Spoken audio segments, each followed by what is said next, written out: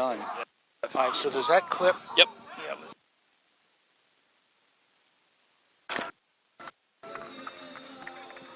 I went and told him I'd eat him in a couple minutes, so. Hope we got good audio. I just talked to Coach, told him to come over, but I don't see him walking this way yet.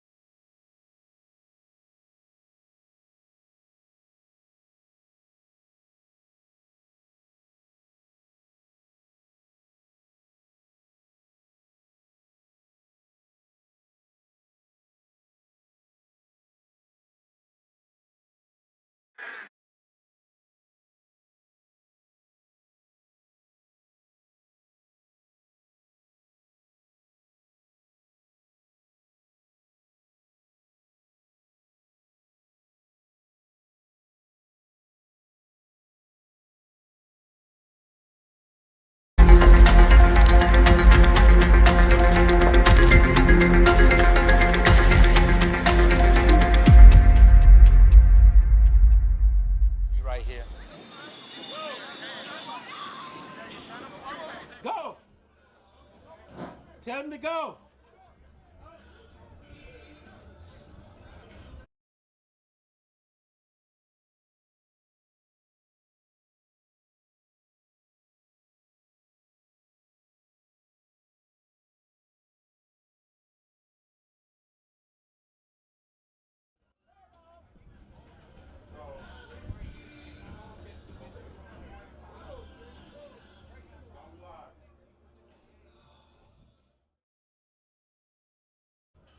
We live. Go. Roll. Mike Purvell along with somebody brand new, and I'm not going to introduce him just yet because I got to set the stage. We're at Lakeshore High School, home of the Lakeshore High Titans here at Titan Coliseum, and it's the home opener for the Bayou Lacombe Cardinals, and they've got a brand new brain trust as far as their head coach is concerned. So this is his second ball game. Mike Anthony Anderson, and anytime you say a coach's middle name as Anthony, you got to be a special guy. You're coming off, you've got one game under your belt. Unfortunately, it was a loss last week to a very tough Crescent City Kings team on the road at Joe Brown Park last week. But before we get into specifics about tonight's game, as you guys are hosting the Arkansas Punishers, your thoughts on your brand new position, Coach Mike? Well, I'm loving it. I love the enthusiasm. I love the organization. It's a very, very well put together organization from top to bottom. And me being out of coaching for almost 3 years, I had a burning desire to come back, and this organization was in need of a head coach, and I felt like this was the perfect opportunity for me to be put in a place where I didn't have to totally rebuild, but just kind of put my stamp on it and get us over the hump.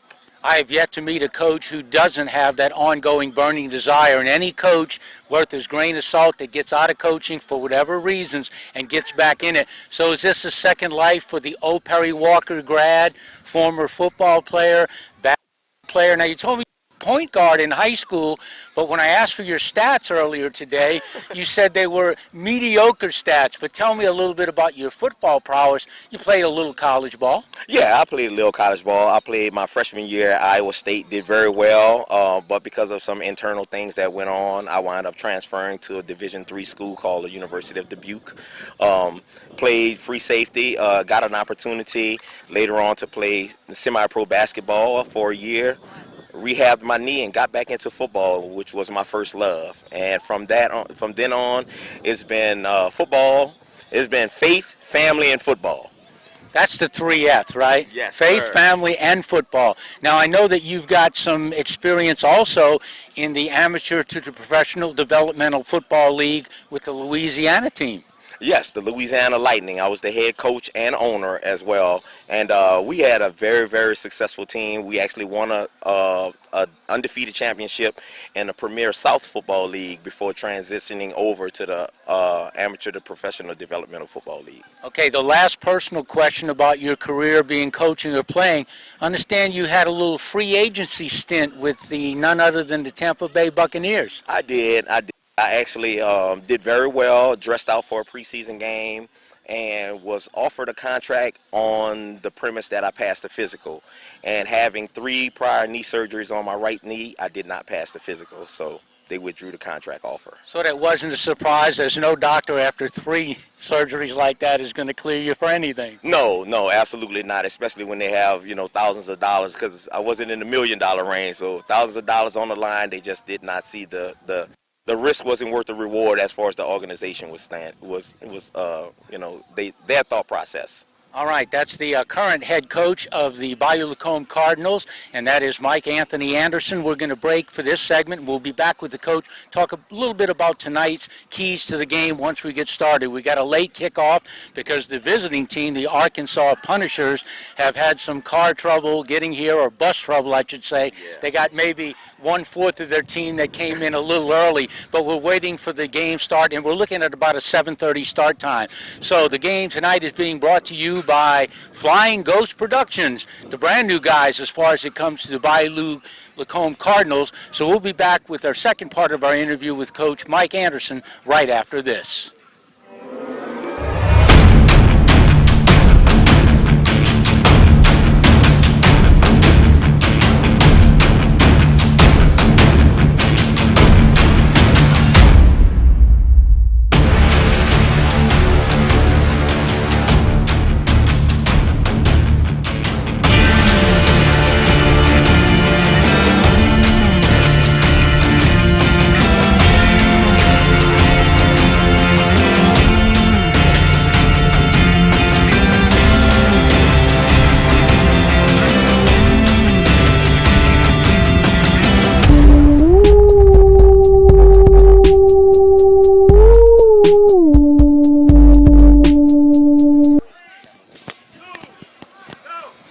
All right, we're back with Coach Mike Anthony Anderson, first-year guy. Start off the season 0-1, tough challenge last week. The Cardinals, a playoff team last year, lost to the Crescent City Kings. That's been their nemesis. But you only lost 40-24. You had a first-half lead, and then the turnover bug kind of bit you. Yeah, they have a saying that you can shoot your foot off with turnovers. We actually blew our whole legs off because, not having an opportunity for the defense to even stop the offense, it's rough because we had a pick six, a scoop and score, and it changed the tide of the game. It turned a 1-point game into, a 16-point deficit. So, but we have some things that we're going to work on this week as far as, ball security, protecting the ball, playing ahead of the chains, minimizing the mistakes. So we do that, we should be just fine. Now, your opponent tonight is coming off a 43-6 win over the Nashville Elite. So the Punishers, once they get here and get loosened up before tonight's kickoff, what do you see on trying to stop their offense? Oh, well, their offense is a very physical offense. They run the ball a lot. They run the ball pretty much like at a 3-to-1 ratio as far as passing. So we have to be physical at the point of attack. We have to be disciplined. And, if we all rally to the ball, we have 11 guys running to make the tackle, we should be just fine. I preach to my guys, you don't get points for yardage. So as long as they can keep them behind the chains for the most part, we should be fine. Now, you mentioned that the visiting team, the Punishers, are primarily a running team. You guys showing last week primarily an offensive passing team with Jervis Efferson, the North Shore Panther graduate. Had a good ball game, over 300 yards. So you look to balance it maybe more tonight? Oh, well, that's our hope. We always want to come out balanced. But sometimes when you're on a roll and a team is having limited success stopping you, you kind of stick with what's working. And that worked for us for the most part. And like I said, we just need to do a little bit better job of ball security, and we should be well tonight. Okay, the Bayou Lacombe Cardinals are known for their community service, and I think you're going to fit right in with that. Last question, sum up your coaching philosophy. It probably has something to do with confidence and being able to compete. Oh, yeah, definitely. I definitely believe in being disciplined, being determined, and being dominant. And we have to go in with that mindset every single down, and not just every game, but every single down. And as long as we feel that we are doing the best that we can do and we stay disciplined, we should be fine. All right, Coach, you probably didn't realize you just did that, but you went from earlier in the interview from the 3 Fs to the 3 Ds. So now if you can get an A on tonight's performance, and the Cardinals will get a win. So that's the Bayou Cardinals first-year head coach, Mike Anthony Anderson. We're getting ready for tonight's ball game from Lakeshore High School here on the campus of the Lakeshore Titans at Titan Coliseum. Kickoff set for this evening at 7:30 as the Bayou Lacombe Cardinals host the visiting team, and they are called the Punishers. So we will hope that there won't be any Arkansas punishment here at Lakeshore tonight. This game is being brought to you by a very good new team in town, and it's our guys over at the Ghost. I'm going to call them the Ghost and the Flying Ghost Productions here on Lakeshore. When I attended this school, we had classes in temporary trailers and graduated in a worn-down auditorium. Today, we have new classrooms, new cafeteria, and an incredible football field, all thanks to the tax increase several years ago. Since my time here, St. Helena has done some amazing things. Here are just a few.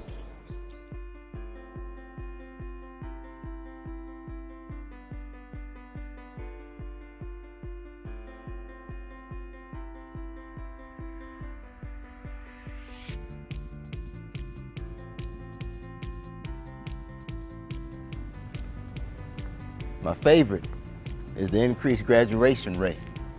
Glad to see new Hawks joining the alumni, but there's still work to do. A lot of our favorite teachers are leaving. So now, how are freshmen going to know what to expect on the first day if all the old teachers are gone and the new teachers aren't able to stay long enough to even get a nickname?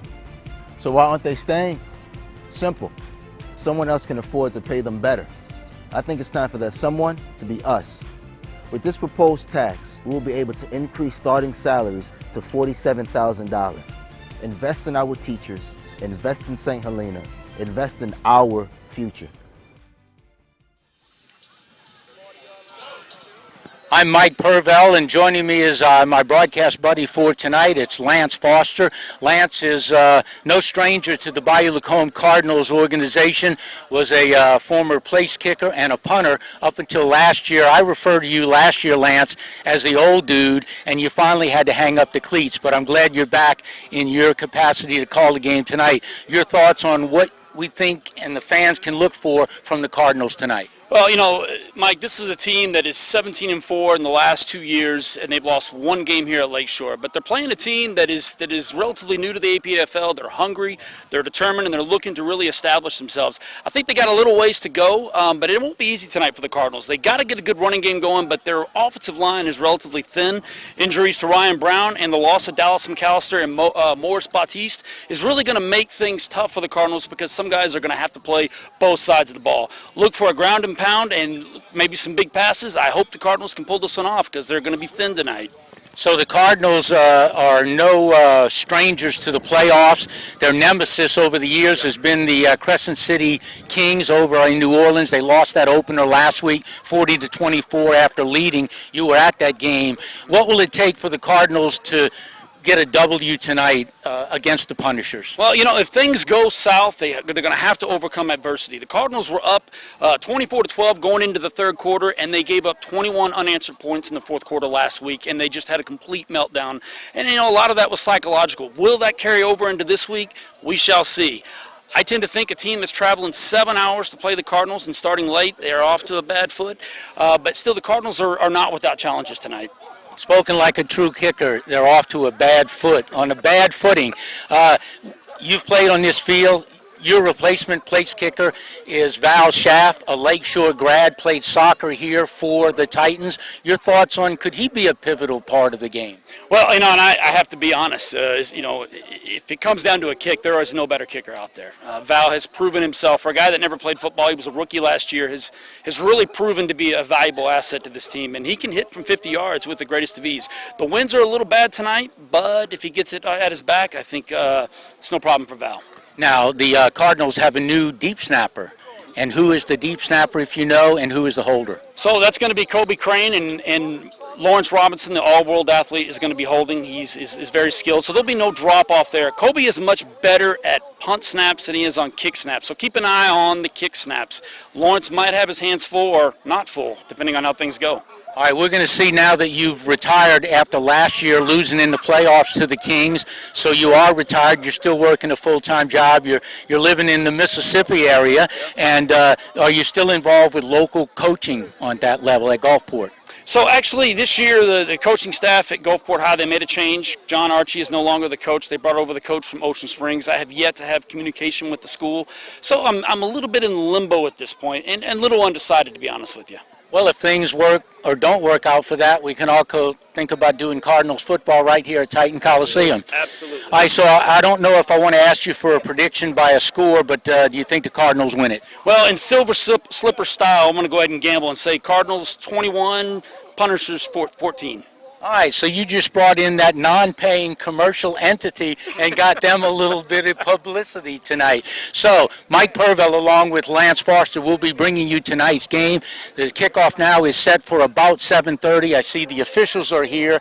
They are talking collectively to my right, and the Punishers team still has not arrived, but we were shooting for a 7:30 start, and this is all being brought to you by Flying Ghost Productions. I'm Mike Purvell along with Lance Foster, looking forward to tonight's opening kickoff with the Bayou Lacombe Cardinals hosting the Arkansas Punishers.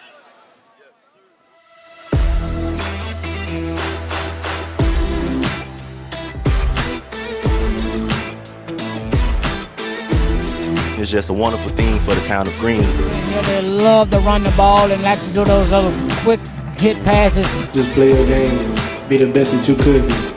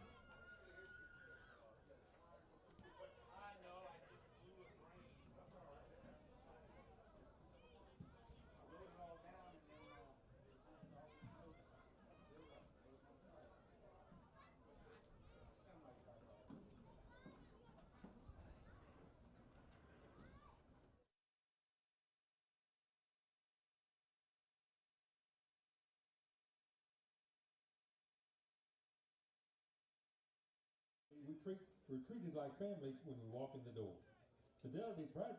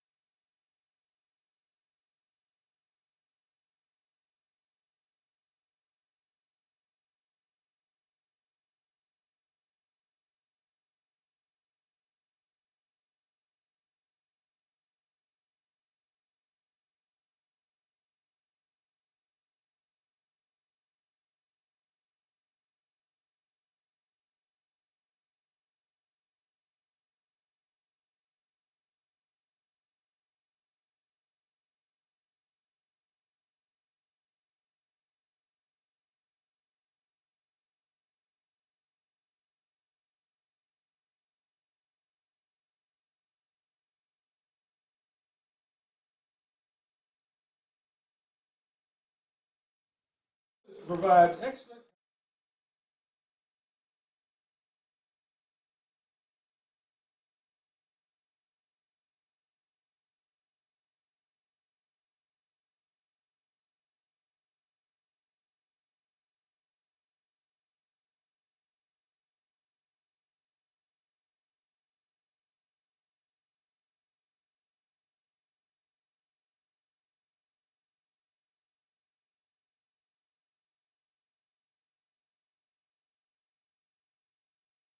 Understands both the pace of technology today and the need to have a comprehensive, well.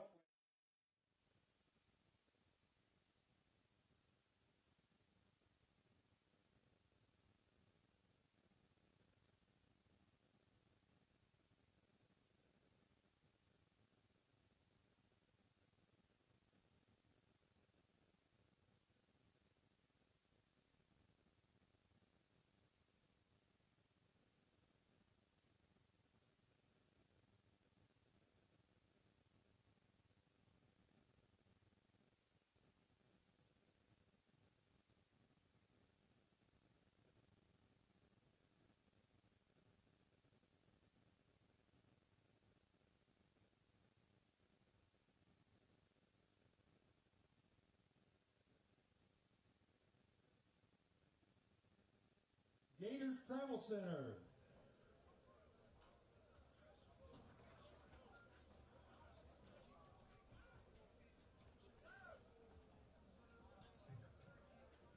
The Silver Slipper Casino and Hotel has become the casino of choice for many locals from Mississippi and Louisiana since opening in 2006. There's something for everyone to enjoy with 24/7 gaming action, free live entertainment, a variety of restaurants, and a beachfront hotel included. Let them be your host on the coast. That's Silver Slipper Casino and Hotel.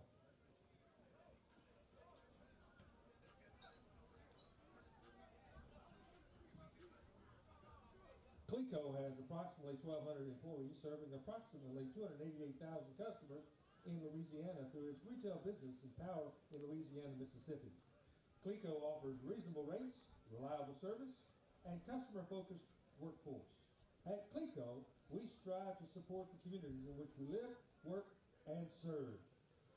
Bayou Lacombe Football thanks Clico for its sponsorship of its football.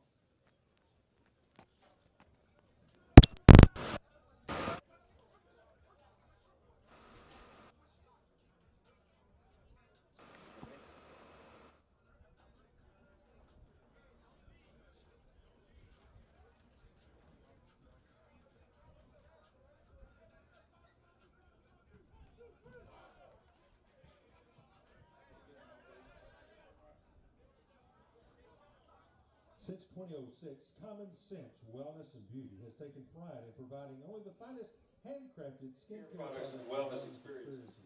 From their face scrubs and fragrant oils to their hair and body butters, Common Sense strives to provide customers a natural experience. Can only be achieved through a combination of integrity, skin knowledge, and genuine concern for helping people to heal.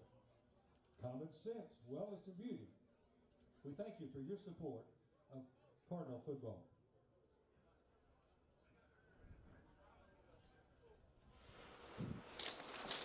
Well, Lance, you and I have left the field here at Titan Coliseum on the campus of the Lakeshore Titans. We are trying to do our home opener for the Bayou Lacombe Cardinals in the Amateur to Professional Developmental Football League, of which you were a member of last year and a few years prior to that.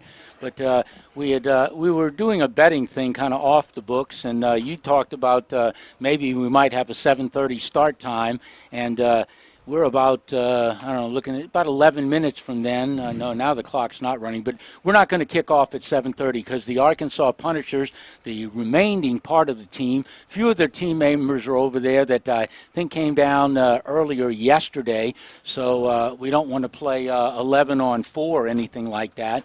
But I don't see this game starting at 7:30. The officials have arrived. They are down at the near sideline chatting. We're about ready because Pat Pastor Ken Schrader, the pastor of Sweetwater Church over in Abita Springs. He's here, the voice of the Cardinals. You and I are slow but sure going to hopefully become the voice of the Cardinals. And we'll be with Flying Ghost Productions here at Titan Coliseum. So you and I did an on-camera kind of thing to open the thing, and I'll grade you out. I think I'll give you B+ on your interview possibility because you and I, we talked last year during a Cardinals game, and before the last home game, you came up to me and asked if you could do a pregame interview. And I said, you are the elder statesman, the old dude, 48 years old. Yes, I will share the mic pregame. And you did well. And after you left, you said, man, I hope we could do something like this later on. And you must have been prophetic because here we are. Here we are. And it's been a ride already. It's of course not starting the way that either of us wanted it to start, but that just gives me more time to sit up here with you and practice a little. Yeah, exactly. So the Cardinals have had their loosening up out there, and Garen Narcisse, who used to be the Cardinals head coach for a number of years, one of the founding fathers of this program, he gave up the head coaching gig last year to concentrate strictly on the executive director this year, and they went out and hired his replacement, and that's Mike Anthony Anderson, who is the first-year head coach. The Cardinals, though, took it on the chin last week on the road with their team nemesis, the Crescent City Kings, perennial playoff team, really good club, traveled over to Joe Brown for the second round of the playoffs. Now, the Cardinals last year did pick up their first playoff victory, but then the season ended the next week when they went to Joe Brown Park. Yep, exactly. And, last week was really an exhibition of a changing offense. Bringing in Philip Graves, he has a very complicated set of terminology that Jervius Everson has to use. It requires a lot of synchronicity between him and his receivers. But one thing we saw last week was the involvement of Marcus Connerly. Now, Marcus has been on this team for a long time and been a stalwart at cornerback. But putting him at receiver, what we saw a whole different dimension of the offense with him going 7 catches for 173 yards and a touchdown. He dramatically changed the face of that game. And here's the added bonus to that is that his brother is also a very good receiver, and they moved him over from the secondary. Although he's hurt, when we get him back, I really think this team is going to have a dynamic that we have not seen in quite some time. When you talk about dynamics, the guy that played locally here, high school at Lakeshore, is Xavier Chapman. Mm-hmm. The X-Man, the X-Factor, you can give him any acronym you want. He had 7 catches for 119 yards, also a touchdown. So Jervis Everson out of North Shore High, former Panther, last week he's 21 of 30, so a great ball game statistically, 369 yards, 3 TDs. But the one bad knock was 2 bad interceptions, one resulting in a pick 6. Yeah, and the other one led to a touchdown. So the points off turnovers were big last week. Jervis is really just got to be calm in the pocket. When he gets a snap that doesn't sit well in his hands, he has a tendency sometimes to throw that ball in a hurry and try to force it in there. He's got to take what the defense gives him. And if it's a bad play, he's literally needs to throw the ball away. But Jervis is an efficient quarterback, and he's a smart quarterback. I was going to say, I'm trying to do the math. He was born in March of '92, so coming up he's got a birthday, so let's do that math. Is he going to be 31 on his next birthday? There we go. That's good enough for me. And that's Abramson High math out of New Orleans East, so I think I can handle almost anything until we get a punt, and you're a former punter, so I like to get my color guy to say, okay, that was a punt, and it's knocked down at the 10, so you have to give me the yardage because I don't think I can do the math that quick. You got it. 2 times in a row. So how hard was it for you to finally, at age 48, give up the cleats last year? It was really tough, but, when you buy a boat, that kind of changes the equation. Oh, so you're a boat owner. I am. What kind of boat do you have? I bought a 22-foot center console Sea Hunt. Okay. So Are you quite the fisherman? Or? I love fishing. Okay. Best catch ever? My best catch is up in Montana, and it was about a 6-pound trout. But maybe not 6 pound. That may be some fishing exaggeration. Maybe 4 pounds. Sounds like the fishing extension here, Yeah. from left to right. Haven't had a chance to really get it out there in the Gulf yet, but that's one of the things that I plan to do some camping on the islands. So these guys are out here playing football. I'm going to be out there in the boat. Well, if this gig goes well here, and if we finally get a ball game, because we're about 3 minutes from our anticipated 7:30 start, we're probably looking more like 8 if we ever see a school bus that did break down and hopefully was fixed on the other side of the field for the visitors when they come in. Maybe we will have a ball game tonight. But I've got your phone number, and I'm going to have to just take a look at maybe when I get a free weekend, if it's not on a Saturday night when the Cardinals are hosting somebody. That's the game plan, to do the Cardinals home games here at Titan Coliseum.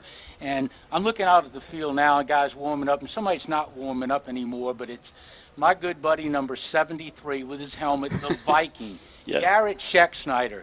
Coming into last year, he was 377. He told me at the beginning of the year that he's watching what he's eating, no fast food, no more soda drinks, and he said he got down to he's about 360 now. So he said ideally he'd like to get down when his playing years are over. He said this is his last year. He said his daughter, I believe he said, played softball. Her name's Journey. So he wants to try to, support his daughter, Journey, and he's going to go in a big journey. But he's the defensive line coach with the Laranja Wolves and Sam Messina. And Laranja is in Lakeshore's district, so I'm looking forward to this coming year that when they come to play an away game, if it is here at Lakeshore this year, we'll get to check him out. But he's looking semi-slim and trim. He's got the red beard going. His nickname is the Viking. Yes. And I find out on the rosters for the Cardinals, some guys that played college ball, it's listed.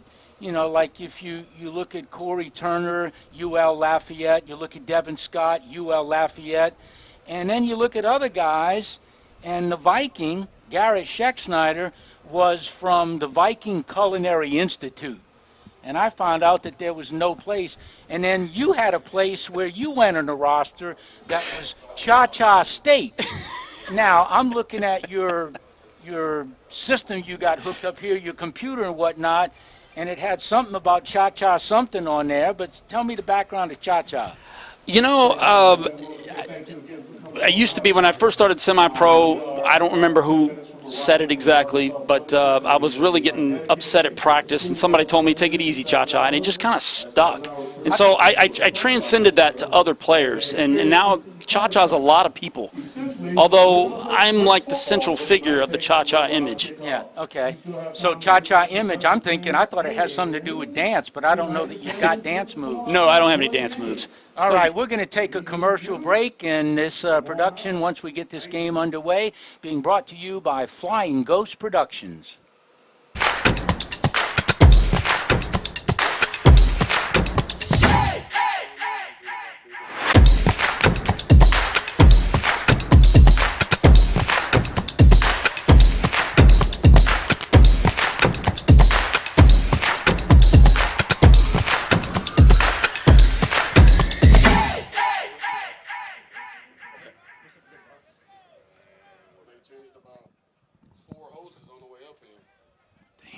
Digital marketing is a team of creative and technical gurus. All right, welcome back. We're here at Titan Coliseum.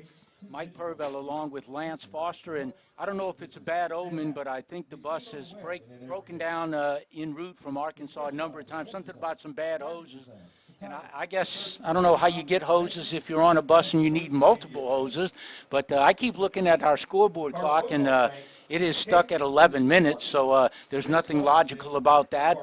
The officials are still all huddling. I mean, that's great to see. You've got 7 zebras down there, and you got the white hat, who would be the head official, and they're in the same place that they've been, about at the 40-yard line on the home sideline, Cardinal home sideline.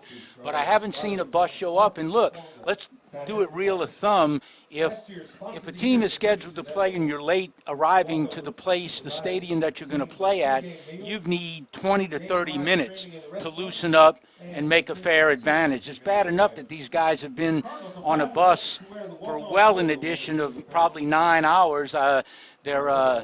they Their general manager, Chris Goodman, told me that it was about a 7-hour drive. I spoke with him on the phone yesterday, and I'm looking at the far sideline. I see probably 6 to 7 guys in uniform, and I was told that about 15 of them came to the New Orleans area yesterday. I don't know if that was to check out the locations downtown in New Orleans before playing tonight, but no sign of a bus anywhere, and I don't know that we've had any updates. So the game is going to be delayed, but look, I don't know where anybody else on a non-busy Saturday night would want to go than looking us up on YouTube and trying to check out a potential ball game last night. I don't know about that. Out here in Louisiana, they'd be out in the bayous on Saturday night. They would be, and they would not be doing the cha-cha. They would be doing some Cajun fado-do, Yeah. I do believe, and maybe have some beignets to go along with it. So you've got the experience of playing minor league football here with the Cardinals. It's got to be a major undertaking for somebody to want to do it, because I would say the majority, if not 95% or better, of these players, other than maybe ones that have just finished their high school careers, these guys have full-time jobs. Abe Dawson, who's a stalwart, a former teammate of yours, married to Miss Amanda, got 3 beautiful children. He's a firefighter over in East Baton Rouge for his full-time job. So these guys try to get together twice a week on Tuesdays and Thursdays for the Cardinals. They practice right here.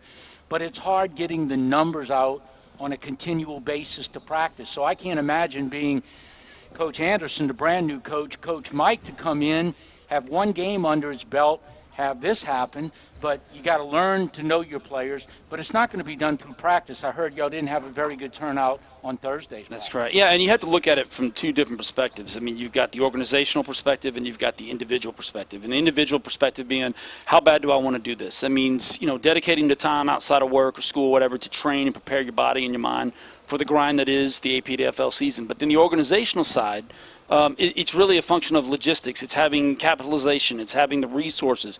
You're seeing that happen tonight. Some of the shortcomings of a newer team in the APDFL not having the logistical wherewithal to get here on time, putting this game in jeopardy. And that's what happens because you got to travel. And I'm going to look at the schedule during tonight's call of the game. But the Cardinals will be home tonight. Then I think they're off for a week. So then they come back when it's the next home game. So you play a total of 10 games in the regular season, and then you've got the travel to the playoffs. An interesting thing for the Cardinals, for any APDFL member or wannabe, the majority, if not most of them, charge their players to play in the league, to join the league. I know for a fact that the Cardinals, it's all about community service. That's their mantra, that's their mission statement. So the players for the Cardinals, their entrance fee into the league is paid by the team in response for turnabout fair play is good play. What can you do to service the community? I know there are some that are more active than others if their job allows it, but it could be in the form of conducting or taking part, participating in blood drives. It can be food bank, distribution of food. I volunteer at the Samaritan Center Food Bank, and look at our director-producer here, Fagan. He's just put up the schedule because I was talking about it. So I'll cut to the chase right there. So supposed to be at home tonight with this ball game, and then they go on the road and travel and play the Walton County Chiefs, so that's a Florida venue. Then they've got the Mississippi Dynasty here at home. And look, Fagan is all about it. He's just glowing in because I can't see what was written in front of me. So then on the 25th of March, they're at the Mississippi Dynasty. Then they go away for 2 weeks, Crescent City Rampage if you want to head over to New Orleans. Then turnabout fair play, the Cardinals get to return the favor and head 7 hours the other way. And let's hope their bus doesn't break down. Oh, we have a pretty nice bus. Oh, do you? What kind of bus do you have? We have a full-blown coach. Oh, coach? Yeah. I'm impressed. So the funding must be where it needs to be. Does that mean you need a raise and somebody else needs a raise? Or you're on the board of directors, aren't you? Or Yeah, I am. I just recently was appointed to the board, but that's really a Guerin area. But the coach is really nice. Got Wi-Fi, television, cable TV, the whole nine yards. Maybe I'll need to rent it out to the Arkansas Punishers along the way or something. Wouldn't hurt. But thanks for the schedule, and hopefully if things turn out okay, we'll be back to do the home games for the Cardinals, and then hopefully throughout the playoffs if they have some home games, and hopefully if you win a number of them, you will have a home playoff game regardless where you finish. But back to the commitment of these players. They've got full-time jobs. I know that Ted Conrad, the defensive end, who is, I call him Drago from the Rocky IV movie. The guy, if he had blonde hair, is the epitome of Ivan Drago from the movie, and I think that's what y'all nickname him. And he's a sushi chef. Yeah. And he just got a new job. He was here in the North Shore. Now he works out of New Orleans for a catering firm. Can't give away too many free commercials because you gave away one in our pregame show. But he's, you know, a chef wannabe, and that's what he wanted to be. We got guys that work for paint firms. I think Jervis, the quarterback, is a truck driver, if I'm not mistaken. Correct. So, you know, they've got these things they've got to do, and hopefully you've got enough of a day job that you can leave. And if you're working in New Orleans, then you got to battle back across the causeway to get over here to come to practice twice a week. Coach lives in the Marrero-Gretna area, so he said, yeah, the only bad thing for me thus far is that hour-and-a-half drive trying to get from the West Bank, you know, over through the GNO and then across the causeway. Well, he's not gonna get a whole lot of sympathy from me. I mean, I played 4 years for this team, driving all the way from Gulfport. So. And you probably paid pretty high for gas prices back then. And I drive a gas guzzler. Yeah, I drive. Well, that's because you got a boat. Yeah. Buy a more economical. Well, you know, I got to pull it with something. Well, that's true. You know, and you don't want to use the Cardinals coach to be doing that. No, I know. I don't think Lewis coaches would appreciate that No, at all. not at all. There's another plug for you. All right. So, Flying Ghost Productions are the folks that are putting this thing on. We got cameraman Mike. I don't know what he's been doing for the last hour. He's probably sitting relaxing. We got Pastor Ken Schrader, the pastor over at Sweetwater Church in Abita Springs, and he's the voice of the Cardinals. And Fagan is next to me pushing buttons. I don't even know what any of it does, but he seems to be doing a good job. So we're going to take another commercial break brought to you by Flying Ghost Productions.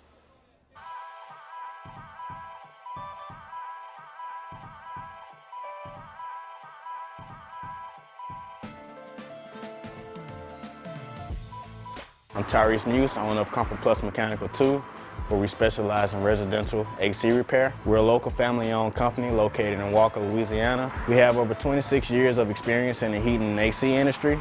We pride ourselves on being reliable, providing high-quality service, and having an experienced workforce. If you have any AC residential needs, contact us at 225-571-9323. Mention the code below and receive 10% off the service.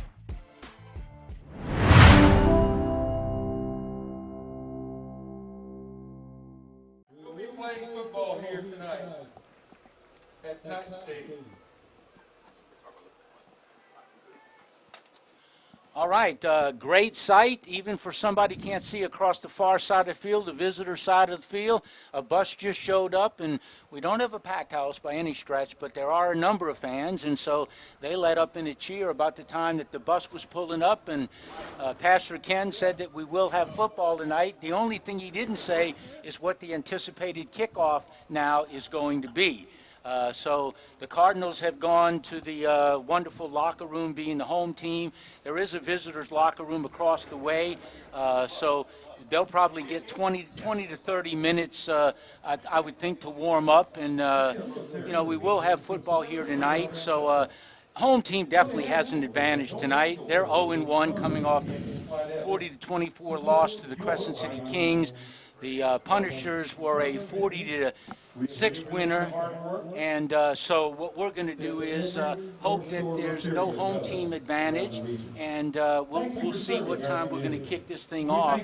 But back to the commitment of playing. This is either guys out of high school that don't know that they want to go to college or haven't got that path, but can't hang up the cleats. They still have good ability, good talent. I know that Xavier Chapman, we talked about him, number 11, the wide receiver for the Cardinals. Great high school career, played in college, still has speed, runs good routes, had the 7 pass catches last week. So now we see the The Arkansas Punishers coming off that bus at the far side of the field.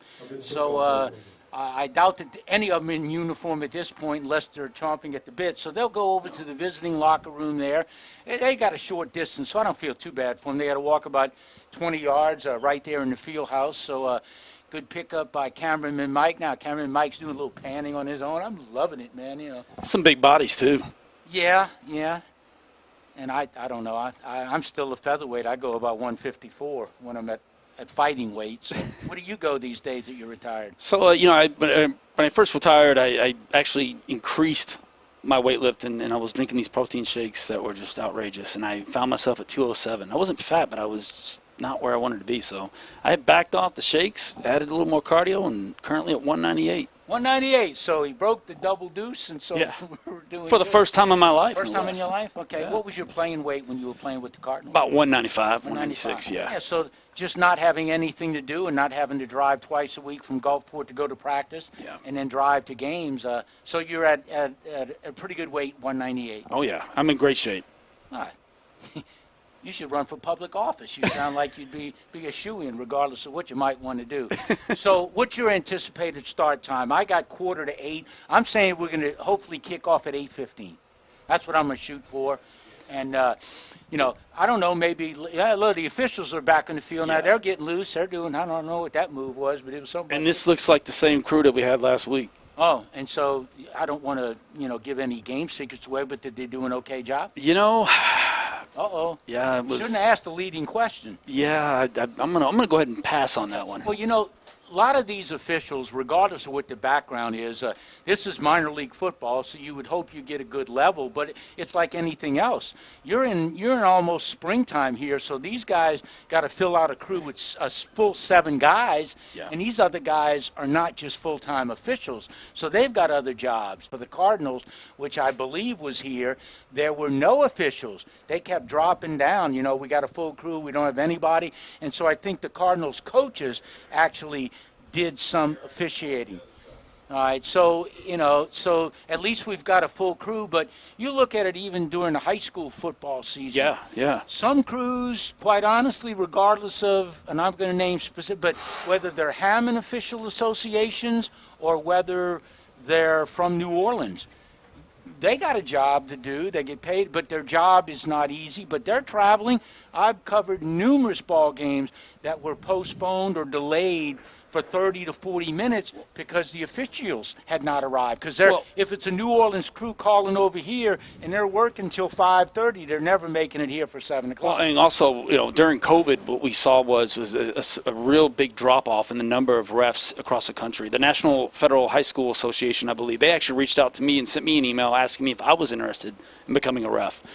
There is a shortage of refs. We've had to change a couple of games in Gulfport at the high school because of ref shortages. So there is a deficiency right now amongst the ranks, but what I have not noticed, at least not in the world of Cardinal football, is that we've always had refs, and for the most part, really good crews. Yeah. Well, I think what that goes along with is it's just like anything else. It's got to be cost effective for these guys to give up their time away from their families if they have a family to go earn X number of dollars to travel to do a ball game. So depending on how long I'm coming up on 50 years marriage next February, so I can probably get away with a few things that maybe other newlyweds can't. Sure. So the compensation's got to be good. If gas is going up continuing, you got to drive 60 miles one way, 120 round trip to go call a game, maybe. So I think that they need to look at that from a high school athletic association, maybe to make the stipend a little more, to go grab these kids maybe that had an injury in high school and get into officiating regardless of sport early on. And these officials are not one sport, generally speaking, because I'll see the same football officials, I'll see them at a baseball game or a soccer match or whatever. And in the games that really have good fan support and fan base, parents will tell you what they think, when they think it, whether you want to hear it or not. I've called some football games right here at Titan Coliseum, and I'm like, man, how did they get away with saying that? Well, And nobody's escorting them out because they're down on the field and they paid an admission to get in. And for the newer programs that have joined the ranks of semi-pro football, independent of the league that they're in, they also have to keep in mind that our behavior dictates a lot of the refs' willingness to be active participants and officiate these games. So for those that might be listening in, your behavior does matter. It does set a tone. And word travels. So our refs, we must. I understand that it's competitive, and we're not always going to agree with them, but we got to treat them right. Yeah, no doubt about it. And that's like anything else. If you're the host or whatever, you remember. Now, I do see coaches. I see Coach Mike Anthony Anderson out there with the head referee and the umpire. And I'm not sure if that's the head coach of the Punishers, but I only spoke to him on the phone, so... yeah, I believe that's not Terry Jordan. I think that's their GM. Okay. Well, it could be. That could be Chris Goodman. Why, are you thinking that the head coach is a little thinner? No. I think Terry has a longer beard. It's has a Duck Dynasty thing going or something. I got you. So the head coaches have met. I'm sure they were talking about how much time they're going to win. The clock is at 8:35. So they flipped the coin, but they're probably discussing what the start of the game time is going to be also.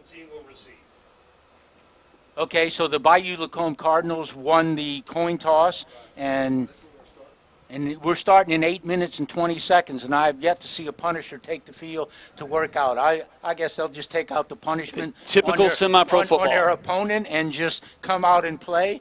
And if they both have hammies on each side, there might be some hammies before you know about it. Well, in the words of Mike Ditka, when there isn't a way, you create a way, and that's what they're going to do. Mike Ditka, boy, talk about a blast from the past. The head coach that gave away everything that meant anything for the Saints organization because he wanted, what was it, Ricky Williams? Ricky Williams. Back? Yeah. Didn't he wear a dress one time as well? Yeah, for a ESPN photo shoot. Yeah. I'm one of the few disciples of the Saints era with Mike Ditka. I really was fond of that era, even though it wasn't very successful. Mike was a different kind of guy. Heck of a tight end, though, both for the Bears. Yeah. He just all what it's about. Well, we'll probably intersperse some Saints and some local stuff. You can give the Mississippi perspective in high school within reason. Keep it like Gulfport, Hattiesburg area, maybe Ocean Springs. Bay St. Louis, Ocean Springs. Yeah, if we go past Ocean Springs, I don't even know its existence there. But hopefully the teams are getting ready and the clock is rolling down. We're down 7 minutes, so the officials met with either the head coach or general manager of the respective teams. Cardinals won the toss. They will receive. And so we're only about 6:55 away from the start tonight. So to recap the bidding, the Arkansas Punishers come in at 1-0. They beat the Nashville Elite by a score of 43-6 last week to open. They were 7-5 in their opening season last year. Bayou Lacombe Cardinals come in at home 0-1, losing opening week last week on the road over at Joe Brown Park. They fell to their nemesis, the Crescent City Kings, which beat them in the playoffs and ended a lot of things last year for the Cardinals organization. So we talked in the pregame about some differences for the Cardinals. One is you're no longer the punter. You turned over plates kicking duties to Val Schaff, the Lakeshore soccer player, and became a pretty good kicker last year. You say he's got range out to probably about 50. He was trying field goals in warm-ups from about 35 to 38. Mm-hmm. He was pretty efficient on all of what he was taking. And so I know you have utmost respect. You talked about, I think it's Crane that is the deep snapper, and they have a new holder. Yeah. Well, Lawrence Robinson has held for me before. In fact, no kicker on his team has ever missed when Lawrence is held. Matter of fact, I was 4 for 4 last year with him. You kickers are finicky, too. You like the it does matter. Oh, yeah. It does matter. I mean, you've got about a 1.5-inch margin either way. So the Cardinals have now decided to come out on the field with 5:24 to go before the start. And not a full crew, but they're kind of coming out of their field facility there. And so I'm looking for big things off the edge from their rush guy, Ted Conrad, Drago, off the edge. Wears number 41, the sous chef, as it was. He was dominant last year off the edge, gets a quick rush. He's out of Fontainebleau High School. So wanted to turn his culinary talents, and he got a new job about a month or so ago. And I said, yeah, but you got to drive to New Orleans. He said, yeah, but it's double the pay. I can afford the gas. So I chatted with him before tonight's game and mentioned Garrett Schexnayder, the Viking, number 73. You won't have any problems picking up where he is. Looks like the team captains now are meeting. There's Jervis Efferson, the quarterback, number 10. He's out there with the head referee. And who's 13, the other Cardinal team captain. So I see, is that... Well, what you really want to pay attention to is the fact number 7, Corey Turner, is making his debut tonight. All-world safety. He played 2 or 3 games with us back in 21, made a heck of a difference, but got a deal to play professionally, a paid league, an arena league, and now we've gotten him back. Look for him tonight to make a big, big impact. Man, I tell you what, Jerv, he looked like that beard is growing out a bit. He looks a little bit like James Harden if you want to drop a dime on the NBA. I mean, they could be kissing brothers out there. So those were the tri-captains that didn't meet with any captains from the Punishers. I don't know how informal that was, but those 3 tri-captains for the Cardinals met with the head referee. And so we're now winding down I don't know. I don't see the Punishers doing laps or nothing. They ain't doing any 40 yards. They're going to play cold. They're going to play cold. They're just going to jump into the fire. It's not cold, but the air conditioning is running up here, and it was a little breezy down there. So, no, I think all things considered, that's the least they could do. I don't think we have a lot of time. We got to get started. Yeah, there's probably some kind of curfew here at Lakeshore High that I don't know about the folks in Tangipahoa Parish, but they probably got a curfew too. But that might be at 2 in the morning for all I know. I just do not know.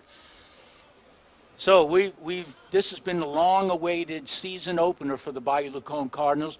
We talked a little bit in this pregame about community service. You lived it. And that's another thing, okay? So kids that want to use this, I was going to tell you about Chapman. He has desire and interest to play at the next level. So he's keeping up his skills, his speed, running routes, 7 catches, a touchdown, nearly 200 yards last week. He's done tremendous things in games, making the catch. So this is another opportunity for guys at this level, at the minor league level, to get maybe different scouts to see him. Sure. As playoffs arrive, and the bigger the program, the better the program. Scouts, regardless of being cut back in. You mentioned COVID first. I didn't. Yeah. But things took a dip there. There weren't scouts going to as many places. Is that the desire of some of these players to stay active enough on a winning program to maybe get some looks for the USFL? I'm kind of surprised that more guys haven't really leveraged the USFL's search for players. Mm-hmm. Well, we got the anthem playing, so we're going to stay right here. Beautiful shot of the flag and the breeze, and we're just about ready, a couple minutes away. APDFL, Amateur to Professional Developmental Football League. It's minor league football. It'll be the home-standing Bayou Lacombe Cardinals, and they are 0-1 in the year, hosting the newly arrived within the last 15 minutes or so, the Arkansas Punishers. They come in 1-0. We'll take a commercial break before we come back for tonight's opening kickoff. This is being brought to you by Flying Ghost Productions.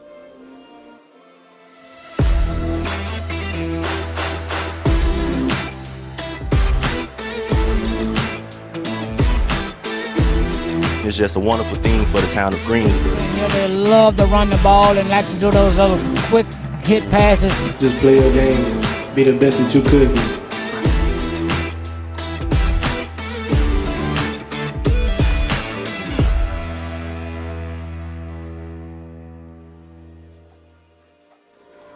All right, we're back here at Titan Coliseum. Got Mike on camera getting the shots of the American flag, the colors, and the officials now are right in the center of the field at the 50 as they break ranks with the Titans logo.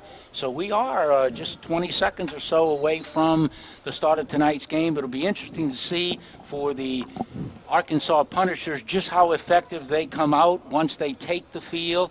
Cardinals, you would think the home team have been on their home turf for some time here, but they've had to wait for the delayed kickoff. We're now just under an hour away from the regular kickoff. So it'll be interesting to see who starts off quick? Are they firing on the cylinders? Cardinals, they want to impress the hometown and home fans here to get a win, and the Punishers would like to make their trip worthwhile. The worst part, if you're a Punisher, regardless of how the game goes for the next 2.5, 3 hours, they got to turn around and catch that same dang bus and go back home.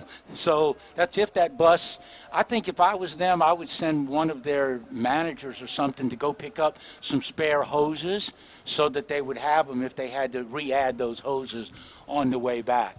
So the Cardinals won the toss. They will be receiving, and the Punishers will be kicking off, going from left to right. So the game will be starting on time. I was a little pessimistic. I didn't think that was going to happen with the new start time, but here we are at 8 o'clock. And so the Punishers getting ready to kick that ball off left to right. Take a look at who our two deep men are back for the Cardinals. They'll be setting up at about their own 12-yard line.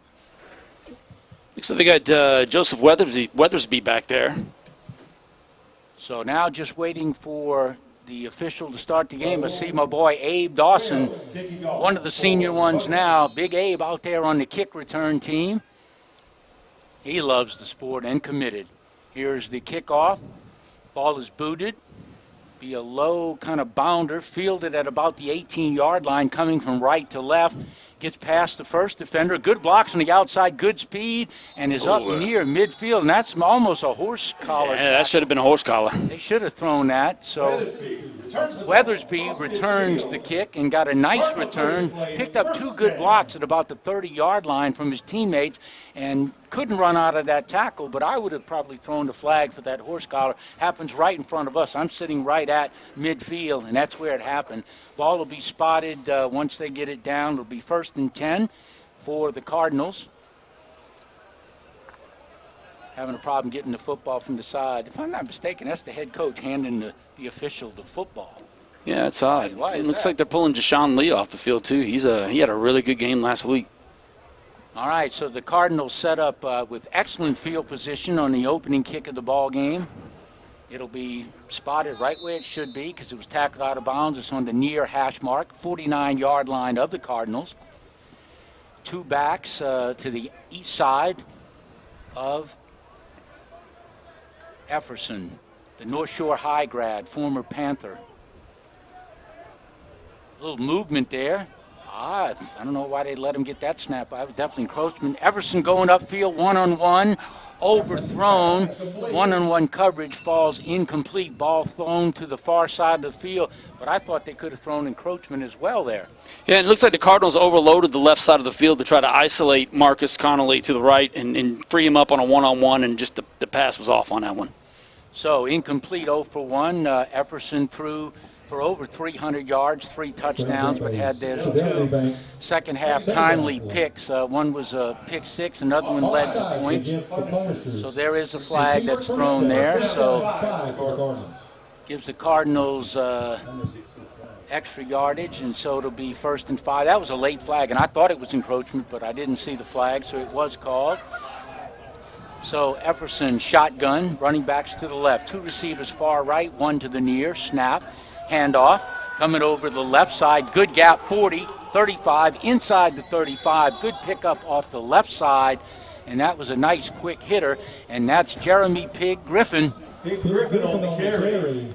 He only had 11 yards last week on about 8 carries. That first carry is something that, we talked about before the game, is that he's got to be a little bit more physical, and if that first carry is any indication of how he's going to run this whole night, it's going to be awesome. Well, that was a big pickup, and he's been their leading carrier over the years. I look for him to use him more out of the backfield as well, as he's a threat. He's got the speed, but good offensive blocking off the left side. So it'll set up a 1st down. Ball is set at the 34-yard line of the Punishers. Efferson with the running backs to either side, same formation, same set, waiting the snap. Efferson. Handoff over the right side this time. Short gain. A little late on that whistle. They stopped us forward. And it's Demarius Dooley over there making that tackle, and Jermaine Mitchell getting his first carry as a Cardinal. So the Cards, what we should look for is last week they didn't run the ball well at all. Passed for well over 300, but the running game left a little bit to be desired. So I look for Efferson and Philip Graves, the offensive coordinator, to hopefully have better balance, according to Coach Anderson. So we'll see. That'll set up a second down, give him a gain of about 8 yards. Ball going from right to left, spotted at the 31-yard line. Single setback back to the right of Efferson. Double receivers, both sides. Scoreless, 12:53 in the first quarter. Middle of the field wide open, too. Yep. Straight drop. Looking upfield. Ball incomplete. Little behind the receiver. It could have been picked.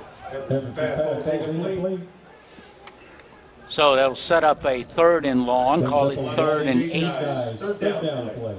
So Efferson a little off the mark on his first 2 attempts. Man, it looks like Deshaun Lee just stopped his route. He should have kept coming across the middle. He literally cut his own route off on that one. Well, it is only the second week of the season. They only practice twice a week if they all show up for practice, so maybe some timing issues as well. So they've gone to the one-back formation this time. Efferson running back to his right. Now in motion from right to left. Straight drop, going upfield, one-on-one, far side of the field, attempted over the shoulder. They do have a flag that comes in. Good call, Lance, if it is, in fact, defensive interference. So it was an over-the-shoulder attempt at the wide receiver at the far side of the field. I believe that's number 14 coming back, the intended receiver. Marcus Connolly. And you said he's the one that's going to get a lot of looks tonight. He is a force out of Franklin High School. He's a real talented guy. I tell you, it's been a real pleasure being able to call him a teammate. Well, you know, you talk about Connolly, former Demon, going up against the Punishers. So we'll see who wins that battle. So the flag is a pass interference call. Penalty is going to be marked off.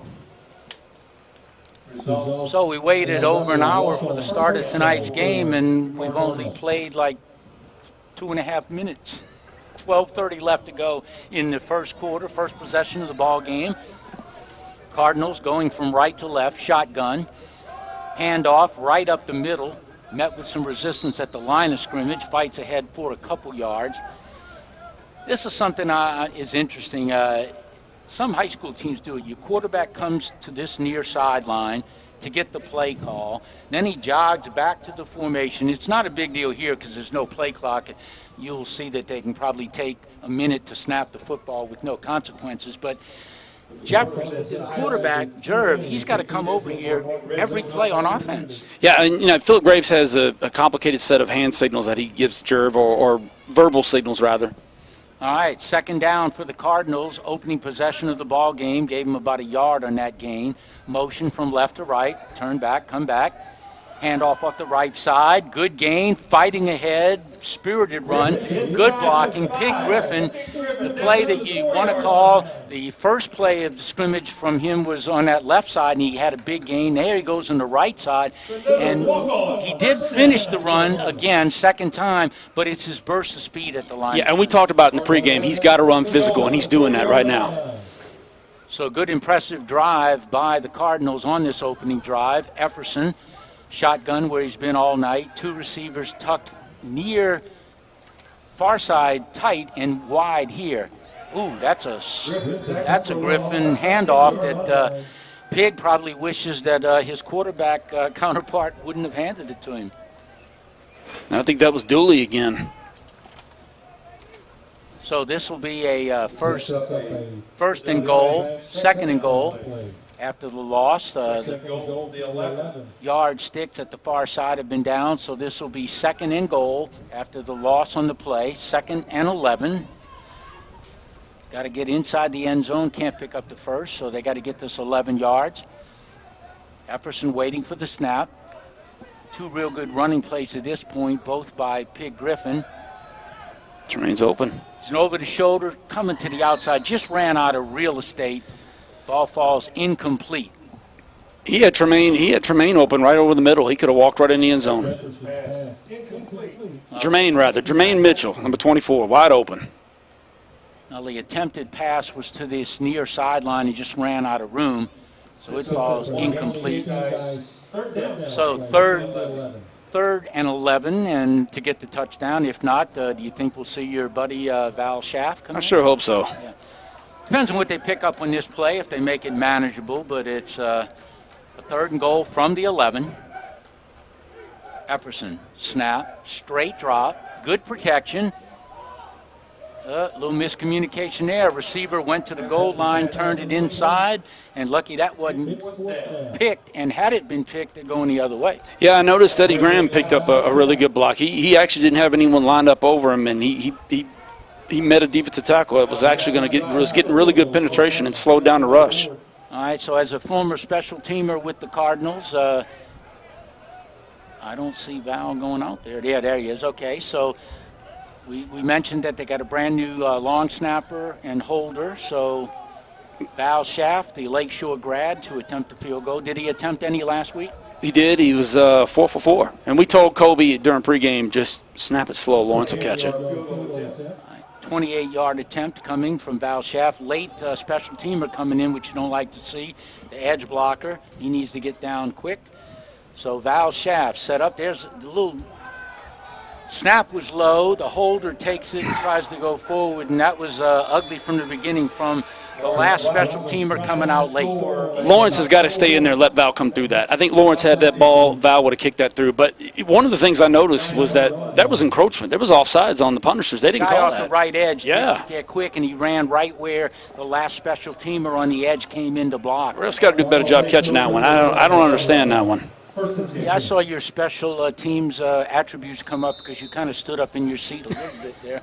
I can't help myself. All right, so here we go. A turnover and downs. We'll try to pick up the key skill players.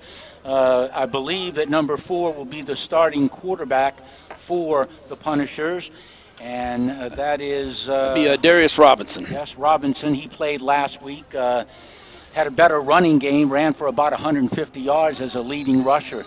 So they come out, one receiver far right, one to the near side. I don't know. Somebody's calling the timeout because the Cardinals are coming to this sideline. I didn't see a motion for a timeout, but we'll take a commercial timeout at this point. So the broadcast tonight being brought to you by Flying Ghost Productions. When I attended the school, Offense. we had classes in temporary trailers and graduated in a worn-down auditorium. Today, we have new classrooms, new cafeteria, an incredible football field, all thanks to the tax increase several years ago. Since my time here, St. Helena has done some amazing things. Here are just a few.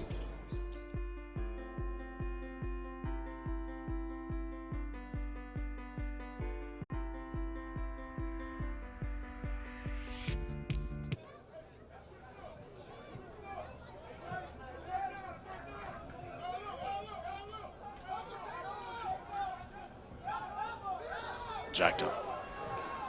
All right, we're back. 9:57 to go here in the first quarter. First possession of the ball game by the visiting Arkansas Punishers. Robinson, the quarterback, shotgun formation, two-step drop, goes upfield one-on-one, open at the far side, just overthrew his intended receiver, and that ball falls incomplete. So Robinson tried to go for the home run ball there on the first play from scrimmage for the Punishers. The ball sits at their own 9-yard line, so that'll bring up 2nd and 10. Which is something we didn't expect because this team only threw for 56 yards last week. Right. But I guess sharing game film or whatever, now it looks like there's a mark-off on the late flag. They've been really late with their flags. Half the distance of the goal, the ball is spotted inside the 5. We'll call it the 4-yard line. But if they think they're going to win the air attack, I'm going to be honest with you. I don't think they stand a chance against the secondary. Yeah, you really love the Cardinals secondary. I really do. I think it's really talented. It's probably the best I've seen. Good speed, close to the ball. And hits really hard. All right, here's the shotgun. Robinson, he'll take this snap at about his own 1-yard line. Turn, handoff over the left side. Slow developing player up ahead for some good positive yardage. Get most of that penalty yardage back. That's Kobe Crane on the tackle. So the Cardinals in their white helmets with red line and Cardinals on the side, black jerseys white birds on the back and white jersey or red jersey numbers trimmed in white and red pants. And you'll always know when number 9 makes a tackle because his arms are going to go up. He's going to give you the flex. He's going to let you know, huh? I don't know. A lot of late substitutions here. Yeah, Is that Abe Dawson coming out late? Somebody's coming out late. All right, so this will set up second down. They replayed the penalty. Shotgun, pressured in the end zone. 1-on-1 coming here, trying to run under ball, a little overthrown. And the quarterback has shown good arm strength, but he's about 5 yards too deep. And Mikel Taylor on the coverage. He's got to keep up with him. He was about a step behind on that one. He's lucky that ball was inaccurate. Yeah, Parks did get a step on him, and he was behind him. So that'll bring up third down, another passing situation. 8:56 to go, scoreless here in the first quarter. So this would help the Punishers' defense a little bit if they cannot get this 3 and out. So third down, after the penalty, we'll call it about 15 yards. They've got to go to the 19-yard line for a first. Snap, straight drop in the end zone. Little pressure now, moves out of the pocket, throws it. This will be incomplete. They're going to have to punt. Yeah, he was just throwing that ball away, had good pressure. And pay close attention here on this fourth down because, and looking at the film, that their punt team is, wasn't very effective. All right. So let's see is going to be Connolly back returning the punt. Yeah, he's a punt returner. All right, so not a lot of normal yardage there because the ball is at about the, looks like the 5-yard line, just inside of it. So punt on 4th and long. This is Raul Trejo. I don't know, Cardinals are just late getting in every member of every special team, be it the field goal attempt or the punt. Pressure up the middle, gets it off. So we got that's a block. That's a safety. We've got a flag up here at about the 33-yard line. Just what I told you. Yeah, you said he takes too long with the ball. Well, and he didn't have his normal drop because the ball was inside the 5, so he doesn't want to go out of the end zone. Did you possibly see who got? I believe that was Lawrence Robinson, but Raul's got to get that ball out much faster. All right, let's see. The official's going to make the call now.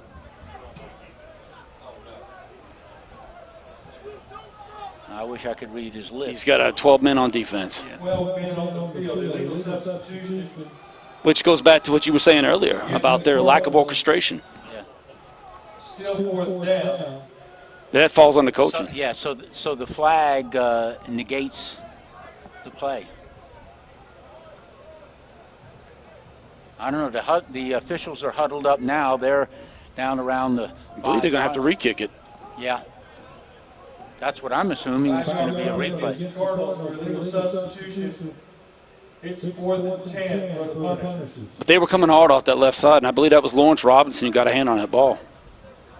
So let's have an instant replay. If you're a Cardinals fan, get your hand on the football and see if you can get great field position. So same formation. So Connolly is the lone return man, sits up at about the 41-yard line of the Punishers. Ready to punt. See what the pressure is. They came up the middle, but he does get this one away. Good kick. Yeah, it's a good bounder. Actually, very good for the result.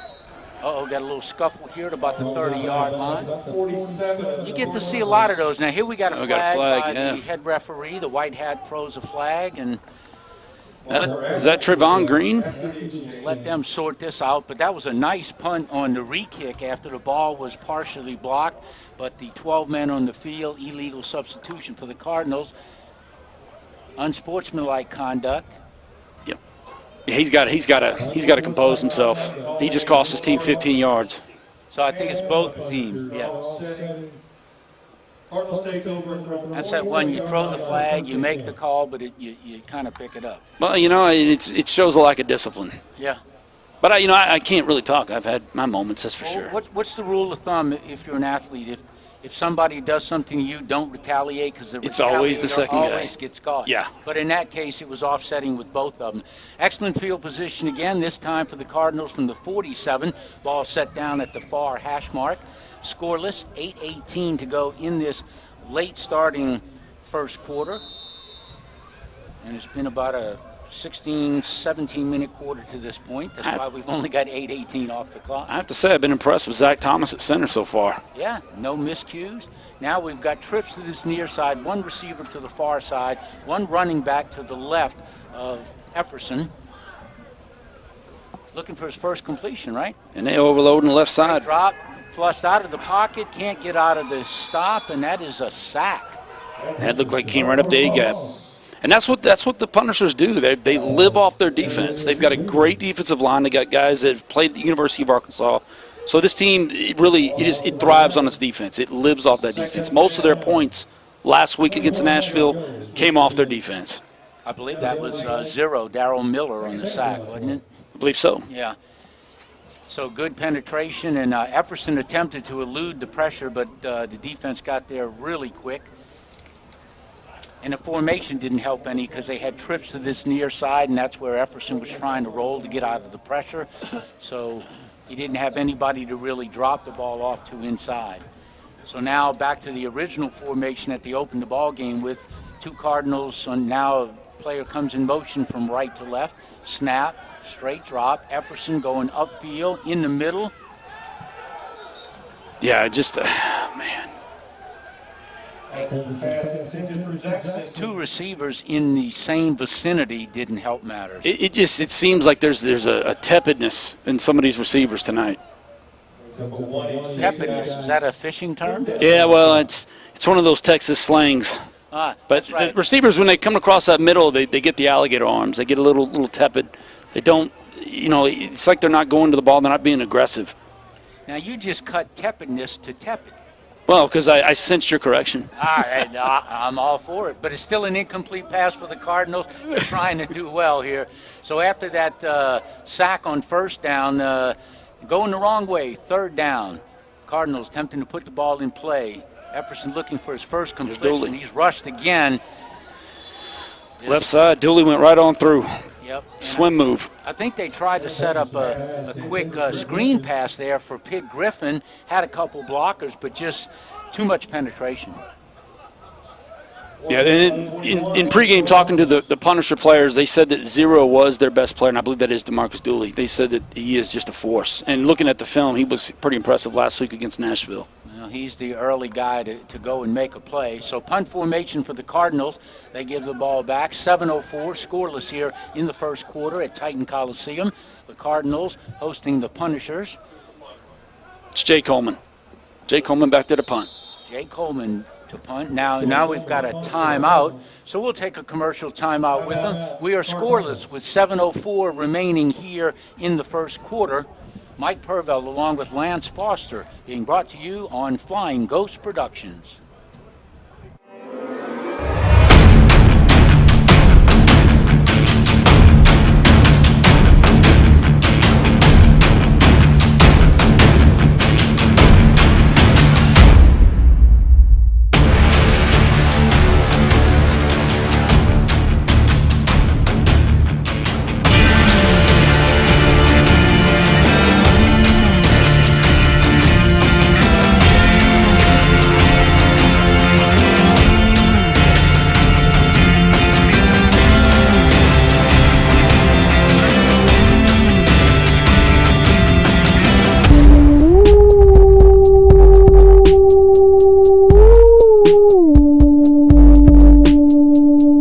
Jay Coleman back to punt for the Cardinals. Punt formation for the Cardinals. 7:04 remaining in this opening quarter.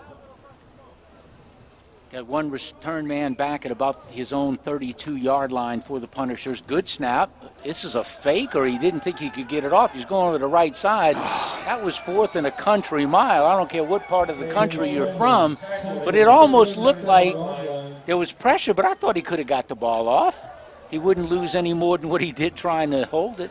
It's painful. All right, you're a punter. You're a former punter with the Cardinals. Would you have taken off? I would have done the Aussie punt on that one. There you go. The Aussie punt.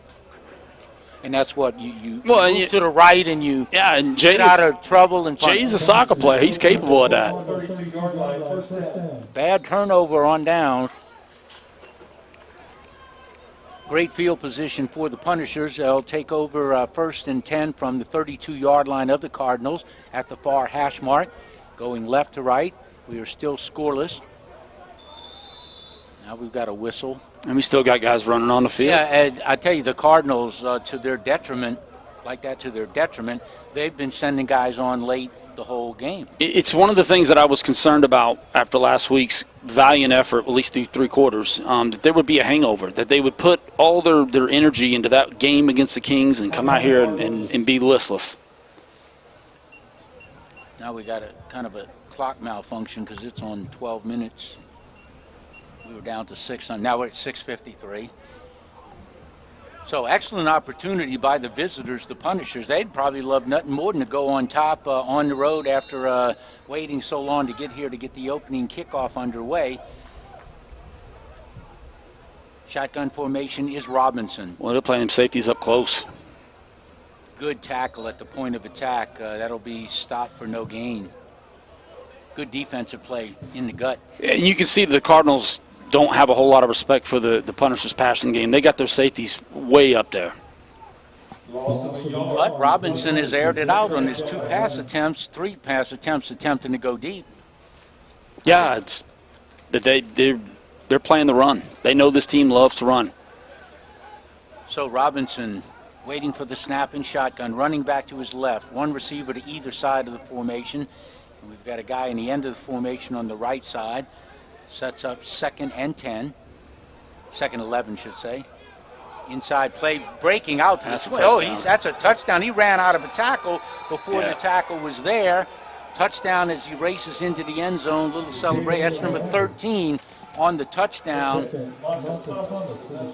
So that's a great run of about 30-some-odd yards. It's to Kalen Lambert. So Lambert just had great speed. It was Thomas Monta. Yeah. Out of Northwest Community College. Yeah, this you'll find you got a lot of double jersey numbers. There's 3 number 10s, 2 number 13s, and 3 number 15s, so that'll be interesting for the remainder of the game. But only 1 number 99. His name is Raul for the extra point. There you go. Raul going to try the extra point. He did get off that good punt on his 2nd attempt. Extra point attempt to try to make it 7-0 in favor of the Punishers.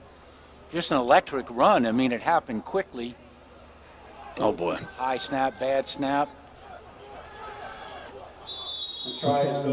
Raul looks like he wants to do nothing but kick. He don't want to be tackling anybody on a muffed.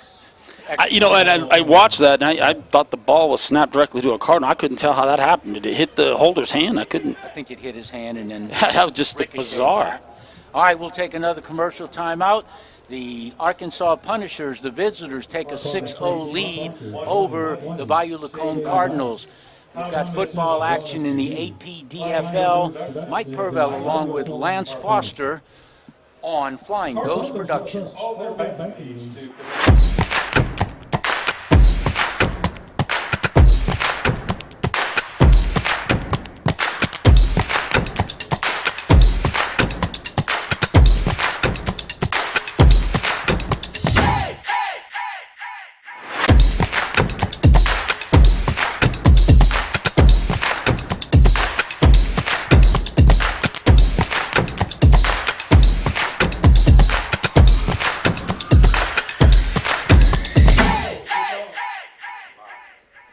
Raul Trejo to kick off for the Punishers with that 6-0 lead.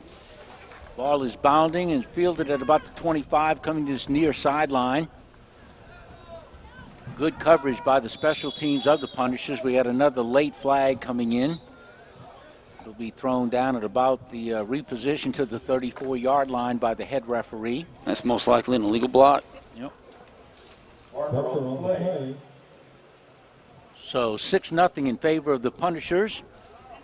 Cardinals took the opening kickoff, and neither quarterback, either Robertson or Epperson, have completed a pass to this point. So it will be a mark-off against the Cardinals. Their first 2 possessions, the opening possession of the game was at their own 48.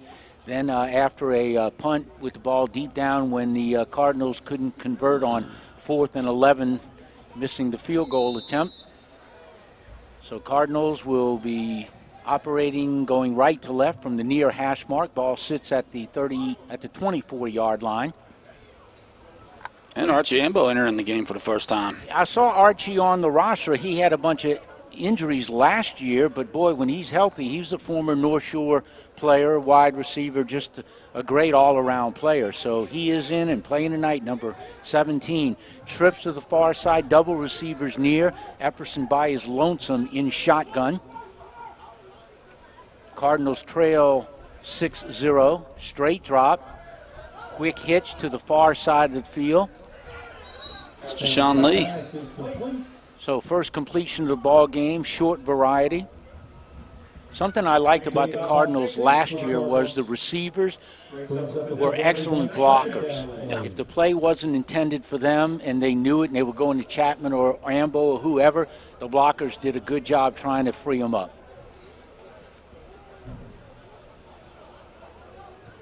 So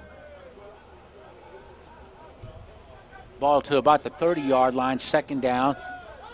Epperson throws the ball across his body from the far side. Ball falls. And misses Xavier Chapman on that one. Chapman's got good speed, and he doesn't have a bad vertical, but that was not going to be complete. You look at the body language of the Cardinals right now, and it's not a team with any sense of urgency. It almost seems as if they're feeling sorry for themselves right now. Yeah, it's no confidence, no swagger in their step. I think coming out here at home that you'd want to be putting your pedal to the metal and putting away a visitor that's been on the road for 8-9+ hours and put them to rest. And the Punishers have a tendency to overcommit on plays, especially in their secondary, and we're just not getting it done right now. Well, it's been a lack of communication because Epperson has definitely not been on the same sheet with his receivers. Trips to this near side, empty backfield. Now player goes in motion from left to right. Will set up at the far side of the formation, so it gives trips to the right. Straight drop pressure. Tried to step up, nowhere to go. He had no time at all. You know, and last week this was a similar problem. They gave up 7 sacks, and they had a more stable complement of offensive linemen. Tonight they're operating with a skeleton crew and by committee at offensive line. So, the Punishers are just simply taking advantage of that. And now we're going to punt again. Oh, boy. Yep, slow start for the Cardinals. Punt formation again. Lack of offense. They had the good opportunity, and then they went down for the one scoring and got inside the 10.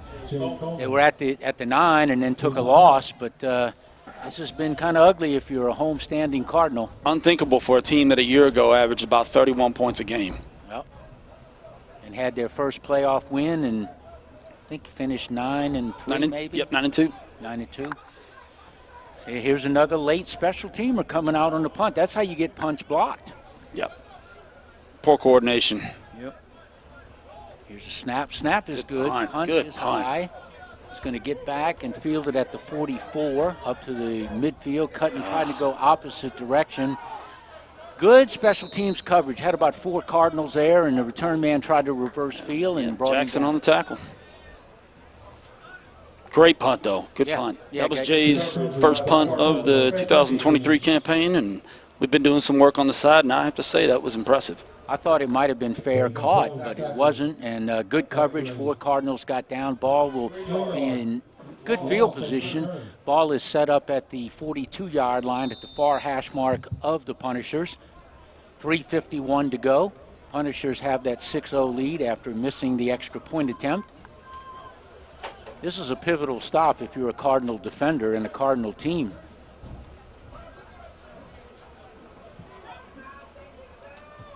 Ready for the snap. Robinson, handoff over the left side. And then lining up Turner at linebacker.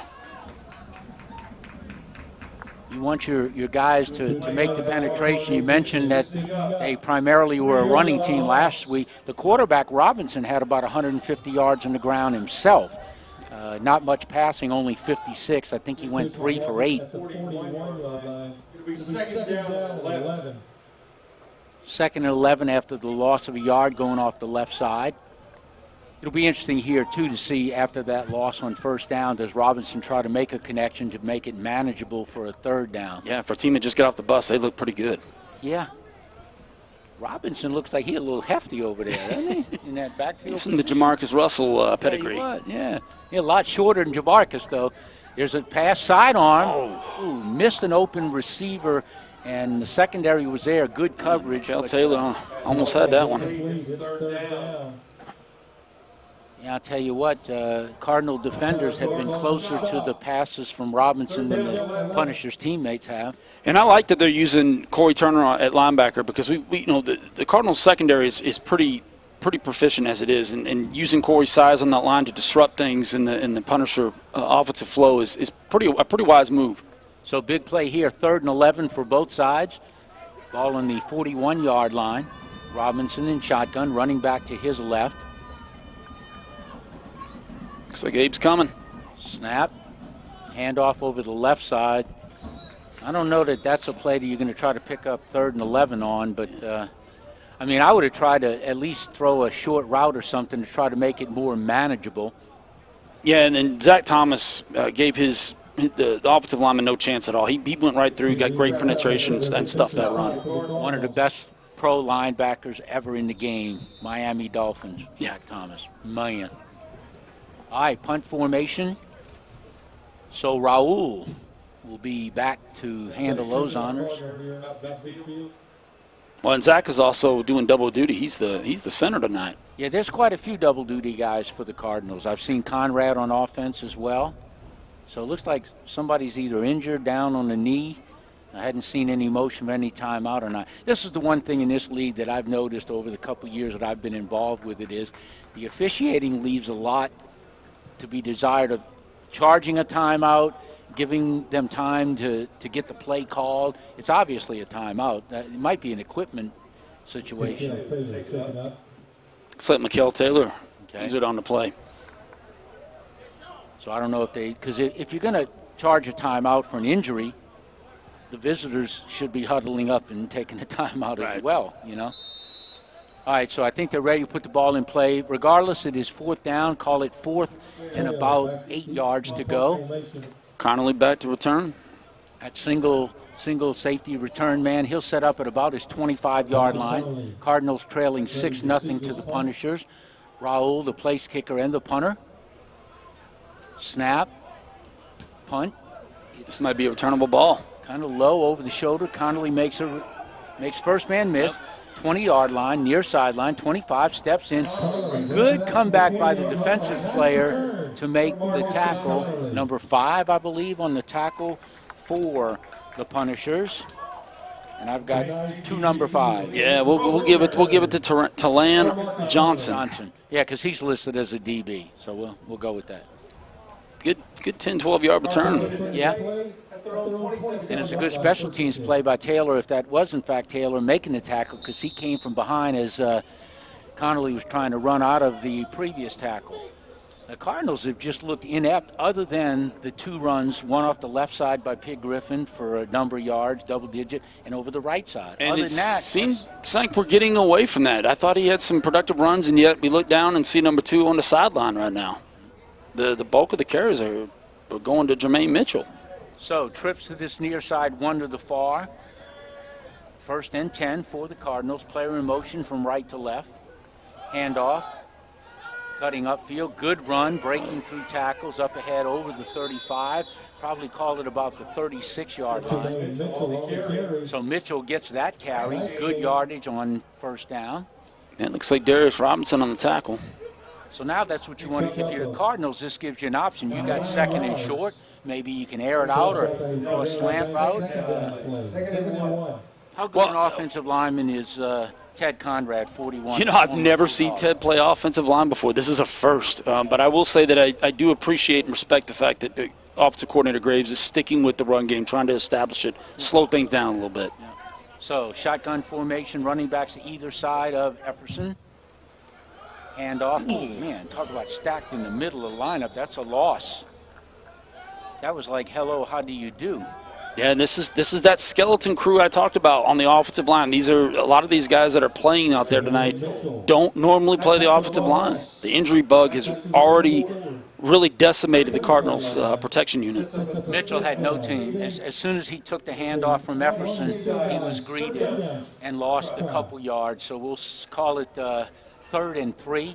Probably change your play call a little bit, see what Philip Graves, the OC, can come up with here. Efferson, 1 running back. Directly behind him, now repositions to the left. 2 receivers either side. Far 2 receivers are split wide. Other 2 are tightened up on this near side. Straight drop. Looks upfield, completion. Nice catch, fighting forward, still going, no whistle. Breaking out of tackles. 2nd and 3rd effort. That's the X-Man, X-Factor. Xavier Chapman, the homegrown product here at Lakeshore High School. You get him in space, he's going to win every time. Yeah, and if he breaks a tackle, he normally runs out of that other tackle, but that was no quit. But you notice on that play that there was more of a quick read for Jerv on that one. All right, we have reached the end of the first quarter. It's the visiting Arkansas Punishers. They lead the Bayou Lacombe Cardinals by a score of 6-0. We'll be back after this timeout for the start of the second quarter of Amateur to Professional Developmental Football League with Flying Ghost Productions. St. Helena Parish School District is making progress, but there is still more that needs to be done. We need to invest in sustainable growth. Invest in consistency. Invest in technology. Invest in security. Invest in our future. Invest in St. Helena.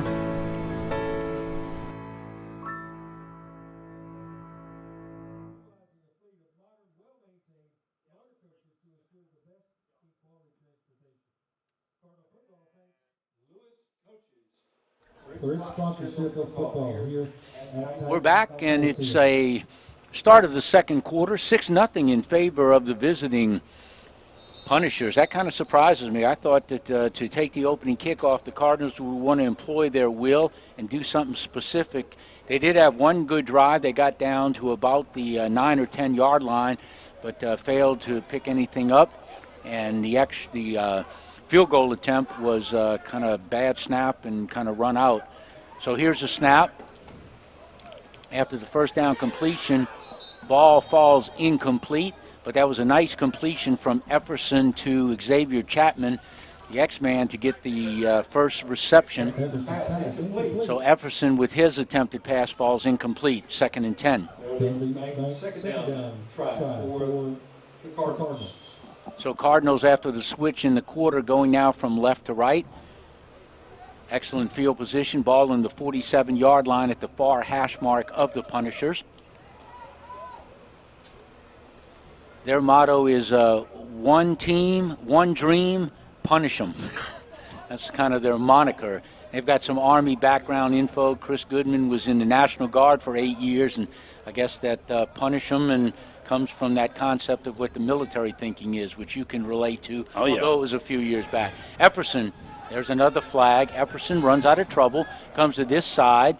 It's a completion upfield of the short variety, but there is a flag sitting at the 48-yard line at this near sideline. Let's sort out the penalty. Probably some kind of formation. Yeah, and it could also very well be, I'm not 100% sure, but, Archie Ambo just rejoined the team recently. Might have been some confusion on that play. Yeah, illegal procedure is the call by the referee. That'll nullify the completion upfield. 5-yard penalty, second down 15. We'll replay the second down, call it 2nd and 15. So Efferson, that time, to avoid the rush up the middle, sidestep to his right from the shotgun formation to try to create some space. Yeah, they're taking advantage of this very thin offensive line tonight, and it's going to be a tough night. Now, I'm not here to question your adjectives, but you said thin, so maybe we'll give some heights and weights, and I know it's thin injury-wise, but we'll see. So look at this formation. We got 4 receivers to the near side. And then 1 up top. And you got no help inside to help anybody. There you go, upfield. Oh, interception. Oh, intercepted, thrown to the wrong colored jersey. Intercepted, coming back upfield to the 38-yard line. That's number 2 on the interception for the Punishers. Yeah, and so when the Cardinals are two-step dropping and throwing, they're having some success. But when they try these more elaborate, longer to develop plays is when they're running into problems, either sacks or, as you just saw, an interception. Well, Braylon Jones, the defensive back, looked like the receiver because it was thrown directly to him. Yeah. And the Cardinals are lucky that wasn't returned a lot further back than it was. Needless to say, the ball is turned over on the INT. That's his interception tonight. He had the 2 last week that came at inopportune times. And, a guy we haven't called yet is Ted Conrad coming off the edge, number 41. He's that edge rusher, and he was just punishing people last year. Yeah, and he doesn't look too happy right now. He's not in the game. No, they called him back. Run play over the right side, going little or nowhere. I mean, St. Lawrence Etheridge on the tackle. 6-0 lead by the Punishers, and they take over after the interception. Yeah, I'm looking at Ted Conrad's body language, and the new first-year head coach is now telling him something. Saying, in the pregame, when the Cardinals were on the field and coach was trying to set up his formations, he's having problems getting this guy here, go there, and here's another. They could have very well have snapped this football by the time they make the substitution. Yeah, there's a lack of orchestration. Yeah. So ready for the snap. The Punishers, they lead 6-0, 13:15 to go here in the second quarter. Punishers going from left to right. Robinson waiting for the snap. Snap. A pump. A second pump. Rolling to the right. Looking upfield.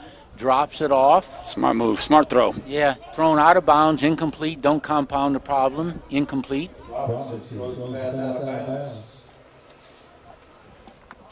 You have to appreciate a quarterback that's willing to give up a play that obviously isn't there.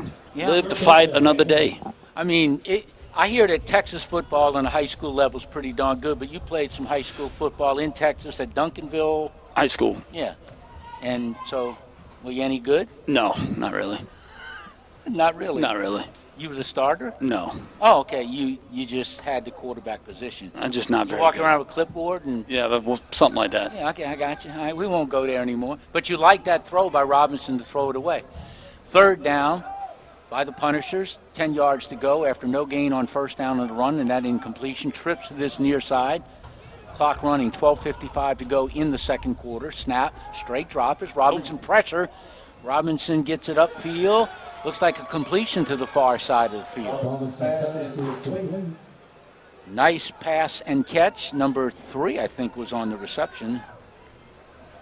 And I've got 3 number 3s, but we're going to go with Adrian Tucker because they got a wide receiver moniker next to his name, and the other guys are playing anything but wide receiver. I guess that's process of elimination, huh? Yeah, looking at the roster earlier this week, I was utterly confused. I don't want to send any fan mail if we ever get any, or any Flying Ghost Production fan mail, but you'll answer all the mail. So that's a big first down by the Punishers as they have a good hookup in the connection, good protection, good pass, good route, enough for the first down yardage. They pick it up. Robinson waiting for the snap. I wish we had heights and weights because I'm going to say he's over 220. Straight drop. Now he moves, pressured. Jacob drops. That's a fumble. That's yeah, Ted. I think he got him before he released that. Yeah, that's Jacob DeBrusca from Bowling Green and Ted Conrad on the recovery. So Conrad recovers the football. Great sack. Got out there quick. Dislodged the ball. You look at Jacob and you see a guy, you think he's a wide receiver. He's not very big, but he plays much bigger than he actually is, than his physical size. It's pretty amazing. What's the best thing for a defensive end that doesn't make the sack? Get the recovery. Yeah. You're helping your teammate. And now the Cardinals are in business with the ball on their own 49, right in the center of the field, right in the center of that Titans logo.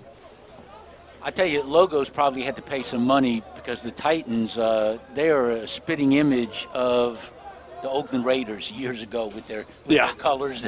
They're black and silver, so they probably had to get an exemption or something to do that. This will be a key drive, a great field position after the fumble recovery, the strip sack. Conrad comes up with the fumble. Shotgun formation. I say run the ball on first down and run it off tackle. Yeah, and he got Jeremy back in the game. Hand off right tackle, just like Mr. Mike called it. Upfield for a short gain over the right side.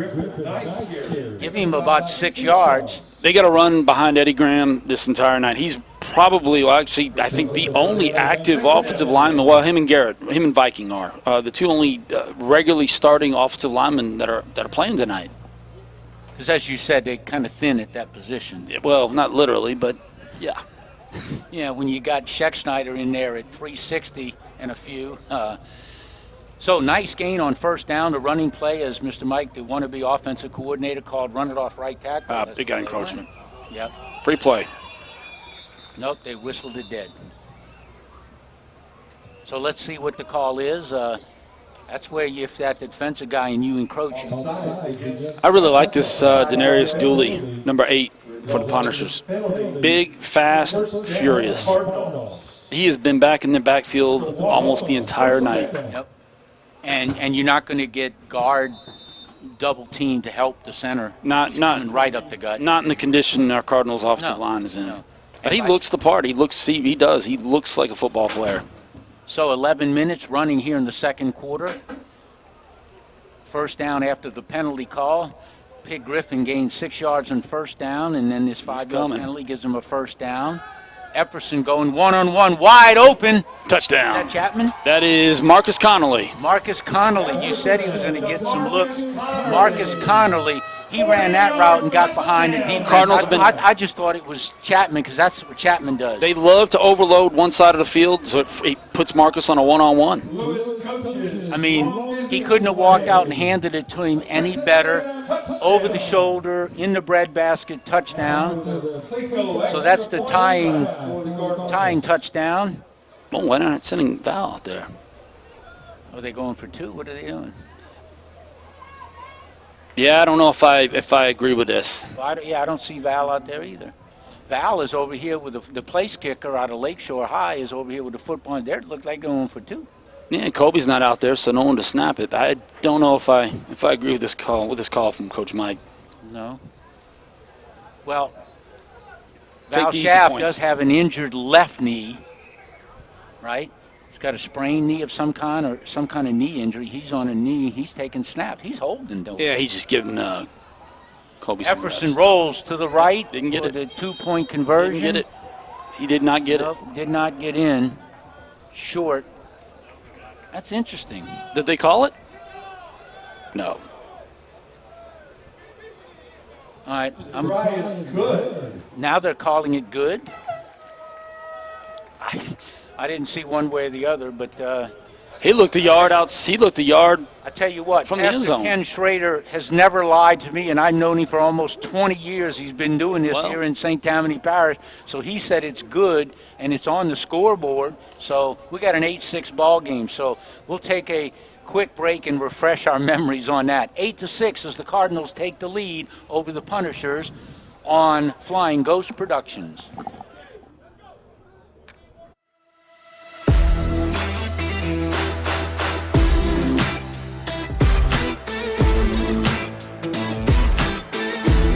It's just a wonderful thing for the town of Greensboro. They love to run the ball and like to do those other quick hit passes. Just play your game, be the best that you could be.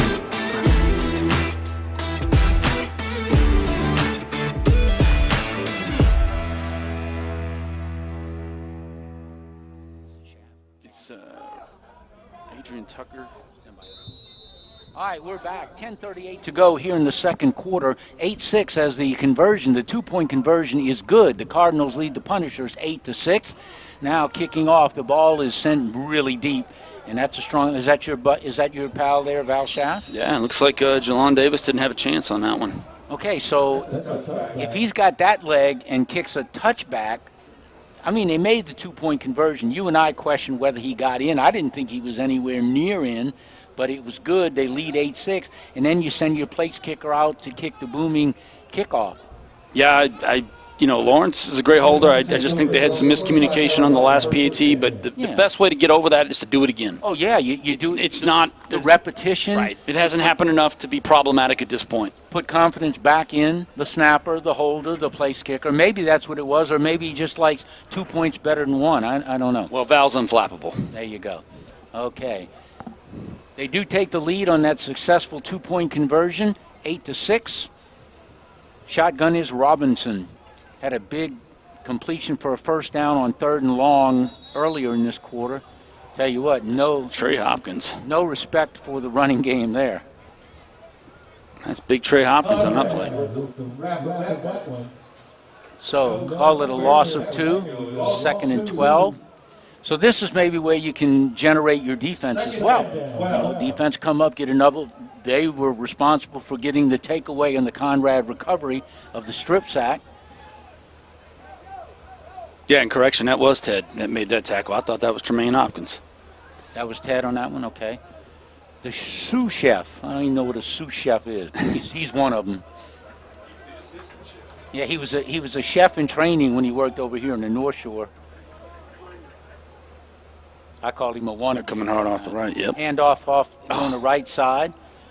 Short gain, picked up the lost yardage and a couple more yards. It'll set up 3rd and long. Yep, that's Monta Thomas. Sets up 3rd down 9. Interesting play call here, 3rd and 9. Last time they had a 3rd and 8 and they converted it. It was to a wide receiver on the far side, ran just enough to pass the sticks, pick up a key first down. 3rd and 9. Cardinals would love nothing more than to get a little pressure off the edge. Shotgun formation is Robinson. Running back to his right. 3rd and 9. Snap. Looking upfield. Good protection going upfield. Receiver trying to turn to fade through in the double coverage. Falls incomplete. That's one of those semi-home run balls. You either make that for a connection, but yeah, and I don't know why he's throwing so far down the field on a 3rd and 9. That whole middle part of the field was open.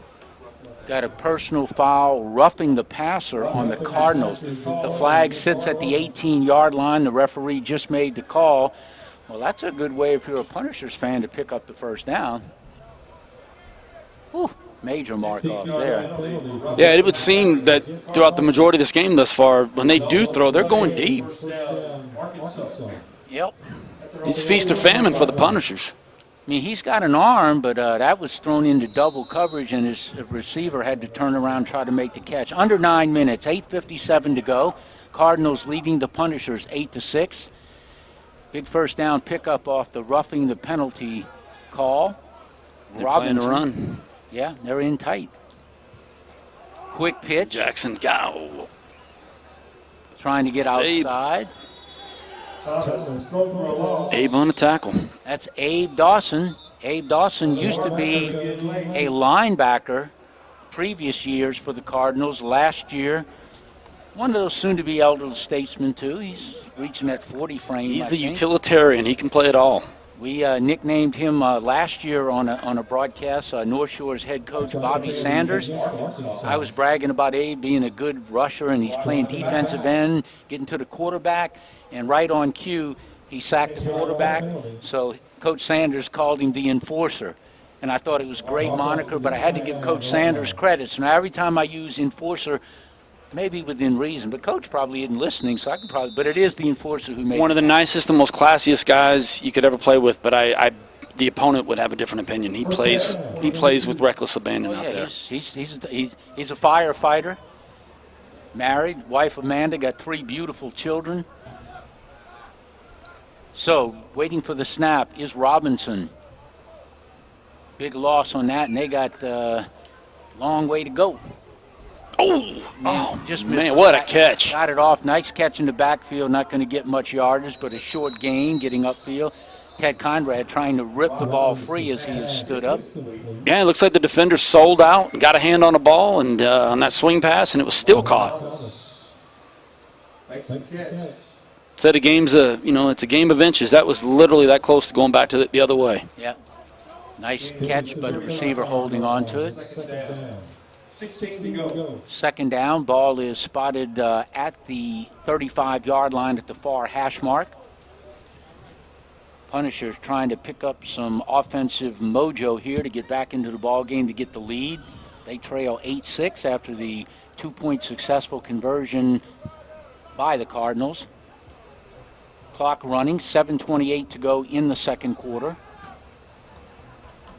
Snap. Handoff over the right side. Yeah, it's not a very imaginative offense when you do that. And then the Cardinals seem to be getting pretty good penetration as the game is wearing on. They're selling out to the run. So brings up 7:05 in the second quarter. Ball sits at the 32. Big Stephen Wright has been a huge addition for this team. That's one of the things that the Cardinals didn't have last year was size on their defensive line. And now Stephen Wright brings a whole new dimension to that. He complements, and obviously Zach Thomas has been a big plus as well. They got some big guys over there on the Punisher side. They really do. I'm looking at 53, and he's got to tip them scales pretty up there. I don't know what they're feeding them guys up there in Arkansas. Must be some healthy stuff. But then they get to sleep on the bus ride to get here. Well. All right, we're going to take a commercial timeout. The score, 8-6. Bayou Lacombe Cardinals have a 2-point lead over the Arkansas Punishers. Game being brought to you tonight by Flying Ghost Productions. Also, at halftime, we'll be raffling off a free tank of gasoline up to 20 gallons of gasoline for your raffle ticket tonight from Gators Travel Center.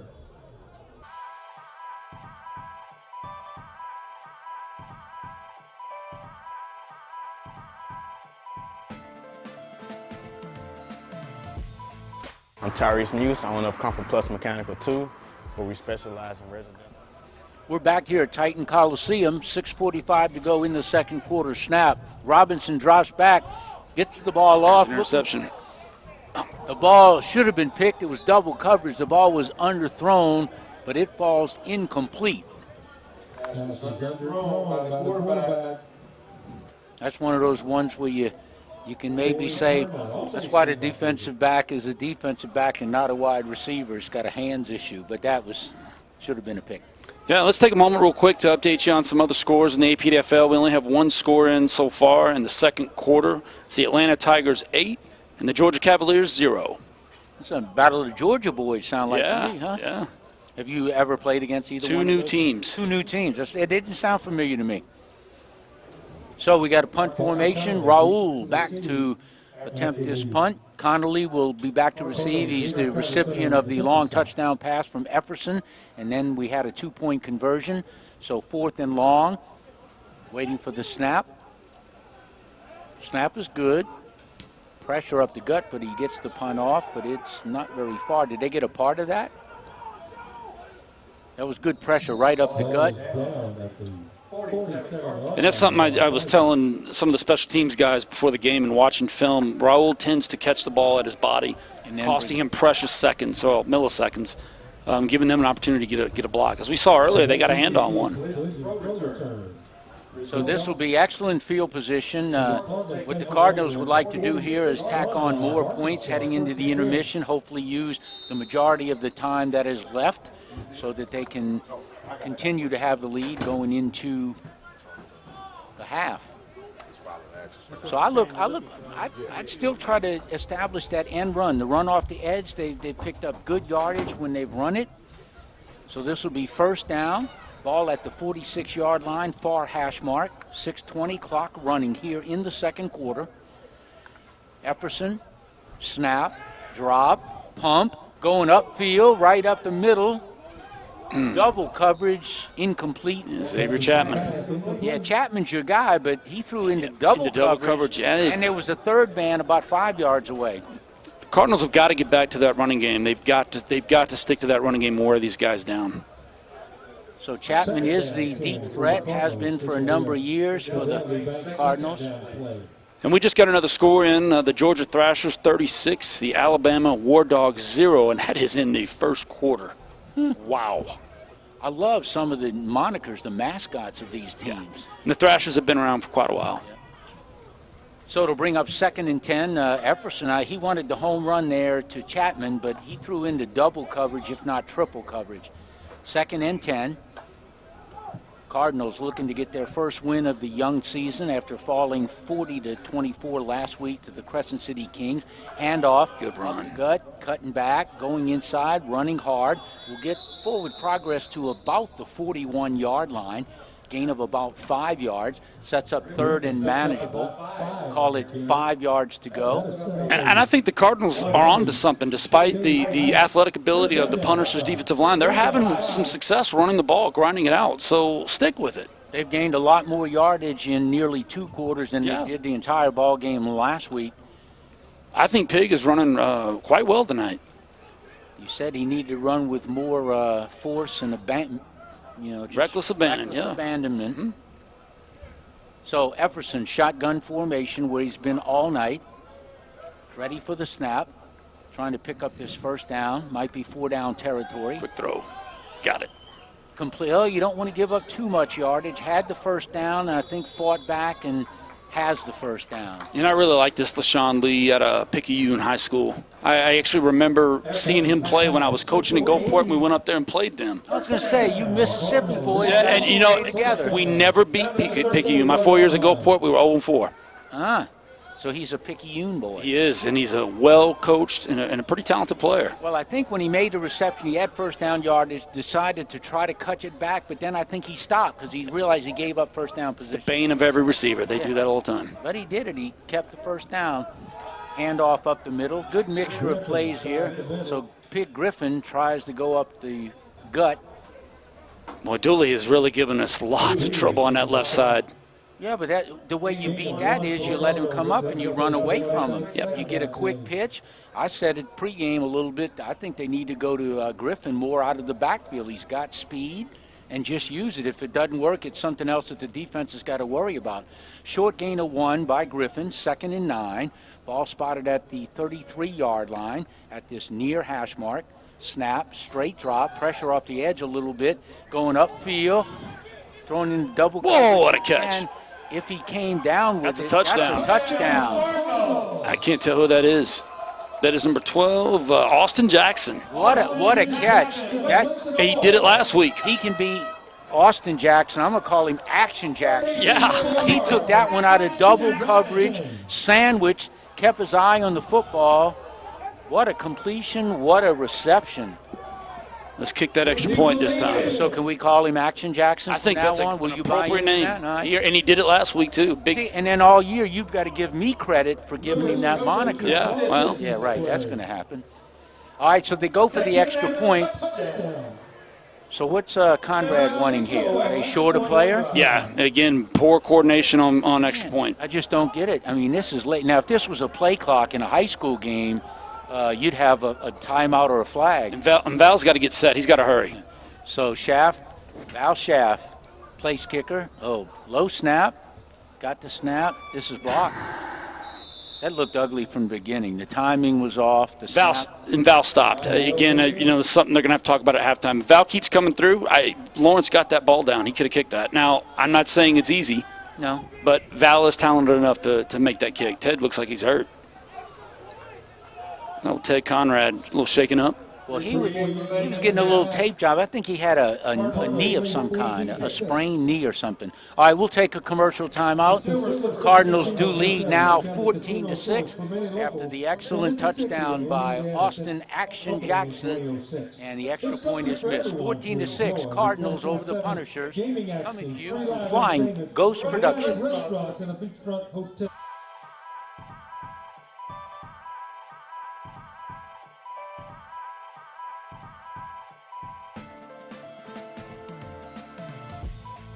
I'm Tyrese Muse, owner of Comfort Plus Mechanical 2, where we specialize in residential AC repair. We're a local family-owned company located in Walker, Louisiana. We have over 26 years of experience in the heating and AC industry. We pride ourselves on being reliable, providing high-quality service, and having an experienced workforce. If you have any AC residential needs, contact us at 225-571-9323. Mention the code below and receive 10% off the service.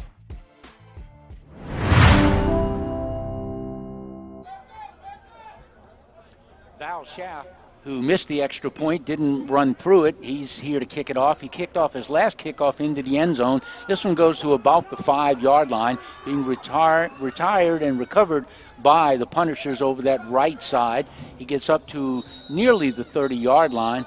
Tell you what, some of these, there's a fumble, the ball comes loose, but it was well after the whistle blew the play dead. So first down as the Punishers will put the ball in play. They've got 3 minutes and 40 seconds remaining in the second quarter. They trail the host Cardinals by a score of 14-6.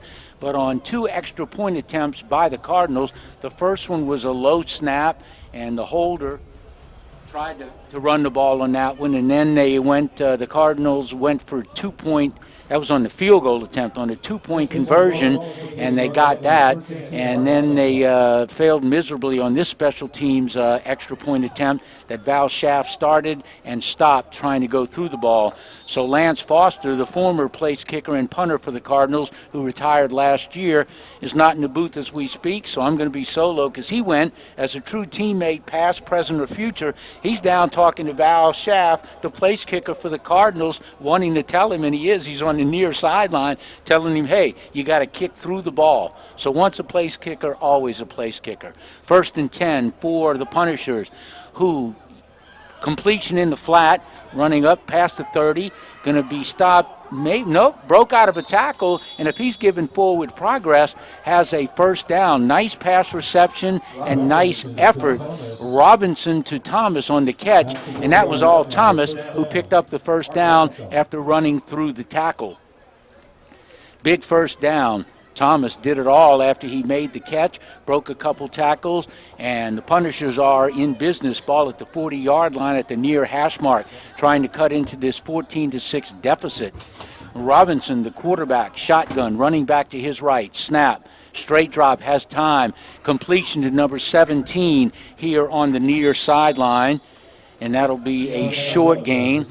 17 on the catch for the Punishers is Dean Youngblood. So they'll give him 4-yard gain. Robinson to Youngblood, 2nd and 6. Clock is running here in the second quarter, 2:44 to go. Punishers hoping they can run out the remaining time and pick up points in the process. Robinson, shotgun formation. 1 receiver to the near side, 1 to the far, running back to the right of Robinson. Snap. Looking upfield, going for the home run far side. Receiver attempting to get to the ball, and this will fall incomplete. The intended receiver is number 3 to that far side, and that's Adrian Tucker. Ball falls incomplete. Good coverage by the Cardinals at the far side of the field. So there is a flag that is thrown late. See what the officials call.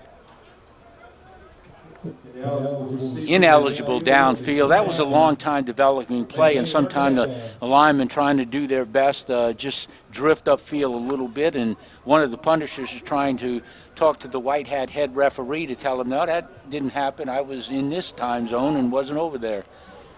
So it'll set up a 3rd down. Call it 3rd and 6 yards to go. Ball at the 44-yard line of the Punishers at the near hash mark. Trying to pick up this first down and continue to control the clock. Robinson waits for the snap. They trail 14-6. Snap. Quarterback keeper coming up the middle.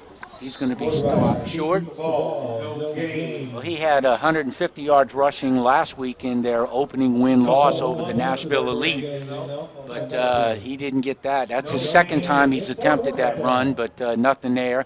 So set up 4th down. Regardless of where the ball is, I mean, you can't try to go for it here. It's too long, probably 4th and 6. Ball at the 44-yard line after no gain on the quarterback keeper. Clock is running, 1:50 to go.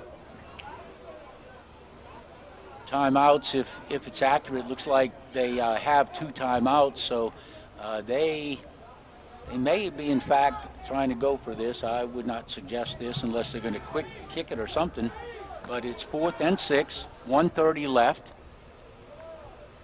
This might be a little foolish. Yeah, well, it's Robinson, the quarterback, in shotgun formation. Unless he's going to take the snap, observe what's going on, and maybe punt it at the last second, or I don't know. But if you give up the ball here, you're giving it up in excellent field position. And they did take one of their 2 remaining timeouts. So speaking of timeouts, we're not going to go to a timeout just yet. You are the team consummate professional. You're a special team guru. You just took a break, walked down how many flights of stairs to talk to Val Schaff? What was the discussion about? I couldn't help myself. So one of the things that we talked about, and I did not know this, that they did not have their regular snapper out there. So there's, again, more miscommunication on special teams, and that's the little things that become the big things and cost you games. But Val was telling me that there was a little bit of hesitation. He wasn't sure if Robinson had the ball or not. And I just, what I told him was, I said, Ben, you just come through. Okay, got it. Good advice, and I'm glad you ran all the way down there and you're not winded coming back. Okay, now we do have a true punt formation. 99 is the kicker, right? The punter? Yeah, it's Raul. Trejo. Raul Trejo. So he's going to take the snap. The better part of Valor to then try to go on it 4th and 6. Yeah, he's low got to line. fix his It'll stance. bound. Did that bounce off of a Cardinal? It did. He tried to catch it backwards. Now there's a flag. There are 2 flags down. One at the 25. 2 at the 25 and 1 back here at the 33 in the offensive backfield formation. So we'll stay with them to see what's sorted out. But that punt bounded and deflected off of a Cardinal. Well, either way, Trayvon is got to let that ball go. He tried to catch it over his shoulder, a ball that was going end over end. You can't do that. So the officials are meeting at the 35-yard line of the Cardinals. And as usual, there's a couple Cardinals players. There was one Punisher player standing by, so we'll see what the call is. Unlike a kickoff, a punt that hits the ground is not a live ball until it's touched by an opposing player. And Trayvon tried to catch one over the shoulder, and I don't even think he was the return man there. No, he was 10 yards up, 15 yards. No, referee with the call. Yeah, that's just uncharacteristic, but it's undisciplined play. Looks like it's running. Is it running into the kicker? One call, the flag back here, running into the kicker, punter. Into the kicker against the Cardinals. Special teams is killing the Cardinals tonight. The legal substitution against the Cardinals. I think they're going to decline the penalty and accept the fumble recovery, and it'll be first down for the Punishers. I don't know.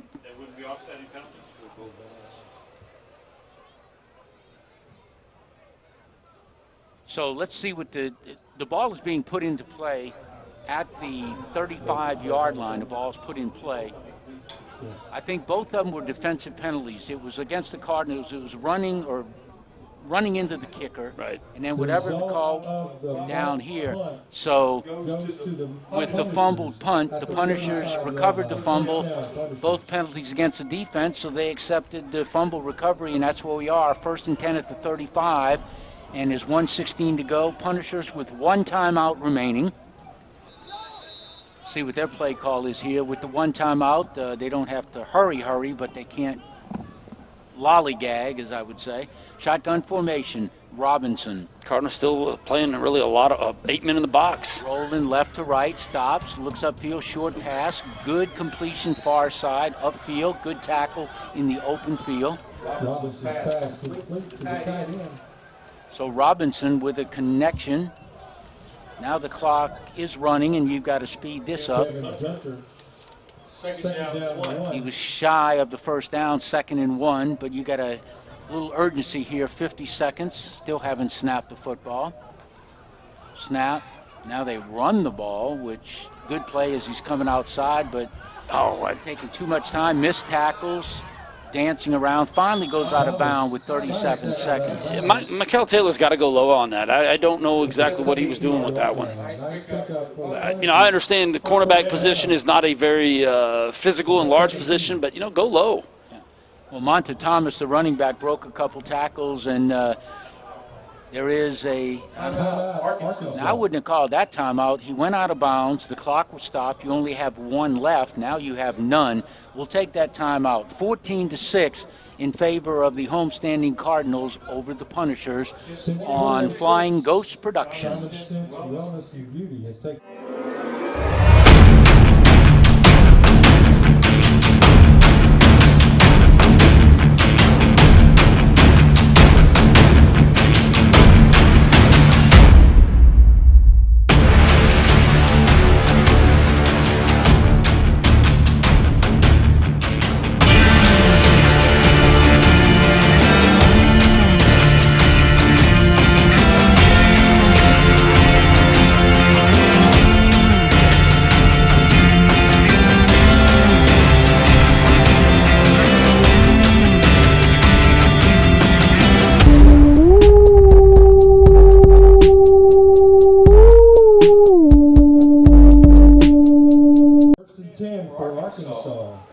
Okay, the Arkansas Punishers, the visitors, trailing 14-6. They have another opportunity after the timeout. 35 seconds left here in the first half. Robinson attempted to go up the middle. I don't know if that ball might have been deflected by a linebacker in the middle of the field. Yeah, it looked like Smith. So big defensive play. Stephen Wright. Stephen Wright. Yeah, Stephen Wright with the deflection in the middle of the field. Robinson was attempting to hit his player in the middle of the field. So 4 ticks off the clock. It'll be interesting to see how these guys hold up as the game matriculates because, like I said earlier, a lot of these guys are doing double duty tonight. We have not reached halftime yet, so third quarter is really going to be a crucible for these players. So Robinson, been in the shotgun formation all night, has carried the ball twice, if I remember. He's come closer to hitting his intended targets. Straight drop, looking up the middle. Now he's pressured out and coming off the side. He will be sacked. Kobe Crane. Kobe Crane came off the edge, and he got there first. And they have no timeouts remaining, so that, unless they can snap the ball in 14 seconds, that's why they didn't need to use the timeout, the one remaining, when they ran out of bounds. 8 seconds, 7, 6, still no snap. Oh, they're wasting way too much time here. They might not even get it off. They do. With 1 second, they snap. This is the last play of the first half, barring a penalty defensively. Thrown up near the goal line. Good one-on-one coverage. Far side of the field. Joseph Weathersby. And it's funny because they could have spiked that ball. They have a kicker that can kick the football. He had 2 field goals last week. Well, the problem is I think that they used that one remaining timeout when they ran out of bounds with 35 seconds left. The clock stopped. It was out of bounds. They chose to use that timeout, but they weren't quick getting up there. I will recap this first half. Started out in a little late, about an hour late for the kickoff, but we got it underway once the Arkansas Punishers bus decided to contribute to tonight's game, and they made it here. But they took the lead 6-0, and the Cardinals battled back. So that's our score at half, 14-6 in favor of the Bayou Lacombe Cardinals over the Arkansas Punishers. Mike Purvell along with Lance Foster on Flying Ghost Productions. We got to get that score in there.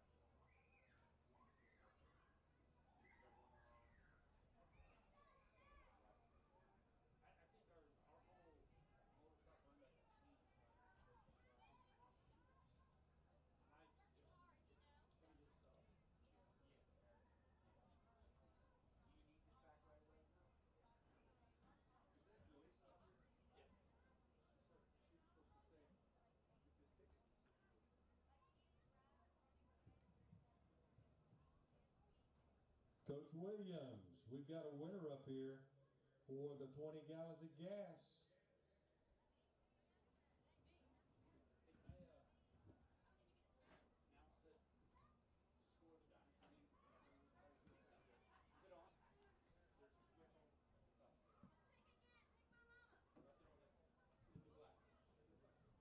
For those of you that might be interested, in the fourth quarter, the Blackhawks are beating the Dynasty 6-0.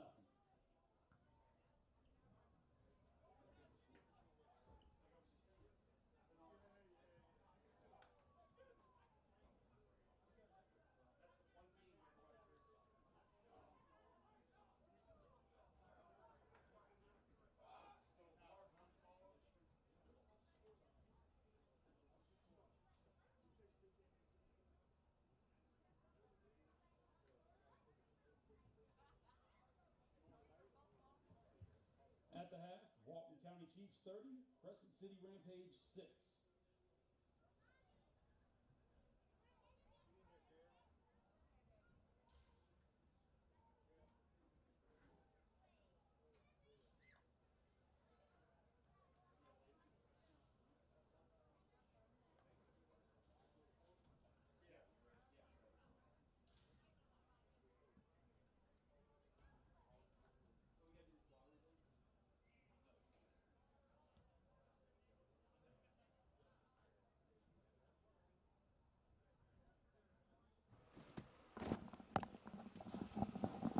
We're at a half. Mike Purvell along with Lance Foster. And here at halftime, it's the Bayou Lacombe Cardinals 14 and the Arkansas Punishers 6. I'd like to mention some of our sponsors, because without the sponsors, they're a big part of the program, not in the least. Lacombe Family Pharmacy, Christie's Screen Printing, Walk-Ons in Slidell. If you want a good meal, that would be a place to go. Great sports atmosphere and too many TV monitors for me to look at. Fidelity Bank. Here's one that's near and dear to my heart, the Blood Center. Do your thing to give blood if you're an able donator, and if you've never given, it's just a small process. You do some admin stuff, and any time of the year, it doesn't matter. Red Cross, the Blood Center, there's always a need for blood. So if you've never donated blood, go attend one of these blood center functions and donate blood, because it's a great thing to do. Speaking of great individuals, Garen Narcisse, the executive director of the Bayou Lacombe Cardinals, just walked up. He was the head coach for a number of years, one of the founding fathers, founding members. He's a father when he's at home anyway. So, but we've been highlighting some of the sponsors, and so some of the other sponsors are Glico. I'm a member of Glico, so they need to keep my power on, so thanks to them supporting the Bayou Lacombe Cardinals. Silver Slipper Casino, you gave them a shout out in pregame tonight. Lance Foster did. So I guess we'll put Garen on, and since he walked up here, he's in the press box, and now he's asking Lance Foster. This is impromptu live TV streaming, and so Garen, the former head coach, now executive director, just motioned for Lance to get up. I think it's because Garen needed a place to sit. You're looking tuckered, buddy. What's scary is that I did that, and Lance is 1/5 my boss, so I got to kind of watch how I handle this. He is now a board member with the Cardinals. I don't know if he told you. We talked about that. That his rank improved, so I got to watch my tone with him. Well, 1 in 5, that's all about numbers if you're a betting man, but I know that you're a family man, and in your full-time gig, you're an assistant principal.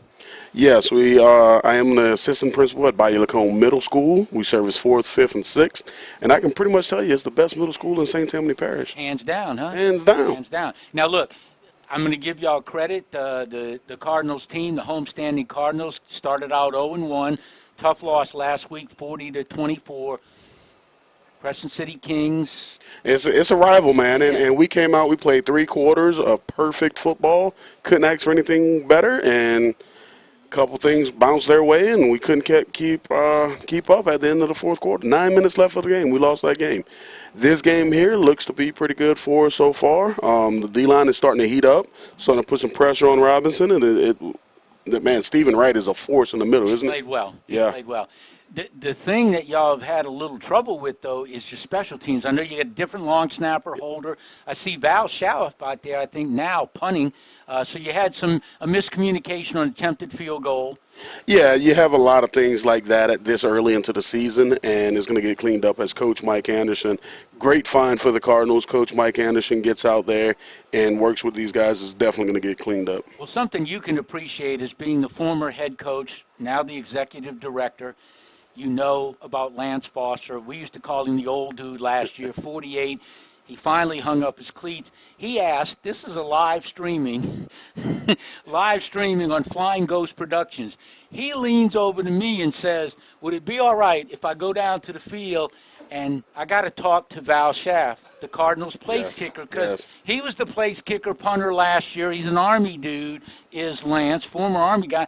Well, I'm going to tell him no. First time we're working together. I said, go ahead. So he could have been down there for the whole quarter. But he went down there, came back up. But that's his competitive nature and him never having left the program. And I think to leave as an active player for the Cardinals to now be on the board says a lot.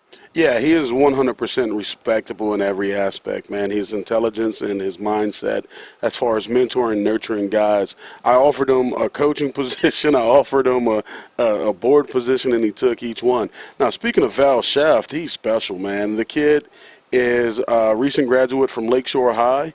He was out here kicking soccer balls when we first found him last year. And I said, have you ever kicked a football? He said, no, sir, not ever. And he stood right out there on the 25-yard line and kicked it over to the next 30. I said, congratulations, you're hired. You're hired. He's got a bum left knee. He's big soccer, going to professional development camps and things, but he got injured, he said, so he's nursing a little bit. It's his non-kicking leg out. But, yeah, just a sharp kid, starred right here, soccer for Lakeshore. And let's talk a little bit about community service. I mean, that's the epitome of your organization. I've said live tonight on the ball game that most, if not all, the other teams, you pay to play. So you guys have a commitment that you fund the playing fee for the players with the repayment of them giving back to community service. Yes, 100% of our program is funded by the community. We most teams like us are going to charge their guys $500 to $1,000 to play, and they're going to say, "Go out. We're going to make you a star. We're going to do all of this stuff. We're going to put your highlights everywhere." What we try to do is we try to transition these guys to life after football. We give them mortgage advice. We give them spiritual advice, financial advice, any kind of thing. We help two guys get their driver's license. There's so many things that we do, and all we do in return is we tell them, hey, you get 10 hours of community service. You make the community better, we'll make you better. With that said, I don't know if I can do a shameless plug right here as the second half is starting to get underway.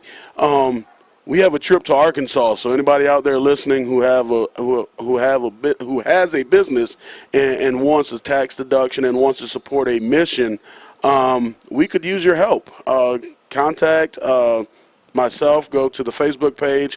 Go to the Contact Us page, part of our website you see on your screen, and get involved and help us with our mission because we do our best to get these guys better in their life. I think you heard from Deontay Turner earlier in the program. Now, that's the ball game you're talking about on the road. The road trip is April 15th, I believe, and is it not against the Arkansas Punishers? Yeah, so we're going 7 hours. We're going to return the trip. And there you go. My contact number's there. We're going to return the trip, and we're going to head out to Arkansas, and we're going to try to pick up a win and continue success in the season. And as you said, no sponsorship is too little. Yes, whatever it takes. Some people $20, $25, $50. We have packages on our website. If you go to the About Us section of our website and go to sponsors and partners, and you can see the different packages that we have.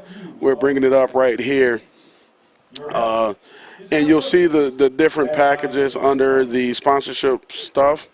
If you go right there to About, and then sponsors, and hover over it, over About, sponsors and partners right there, you'll see it.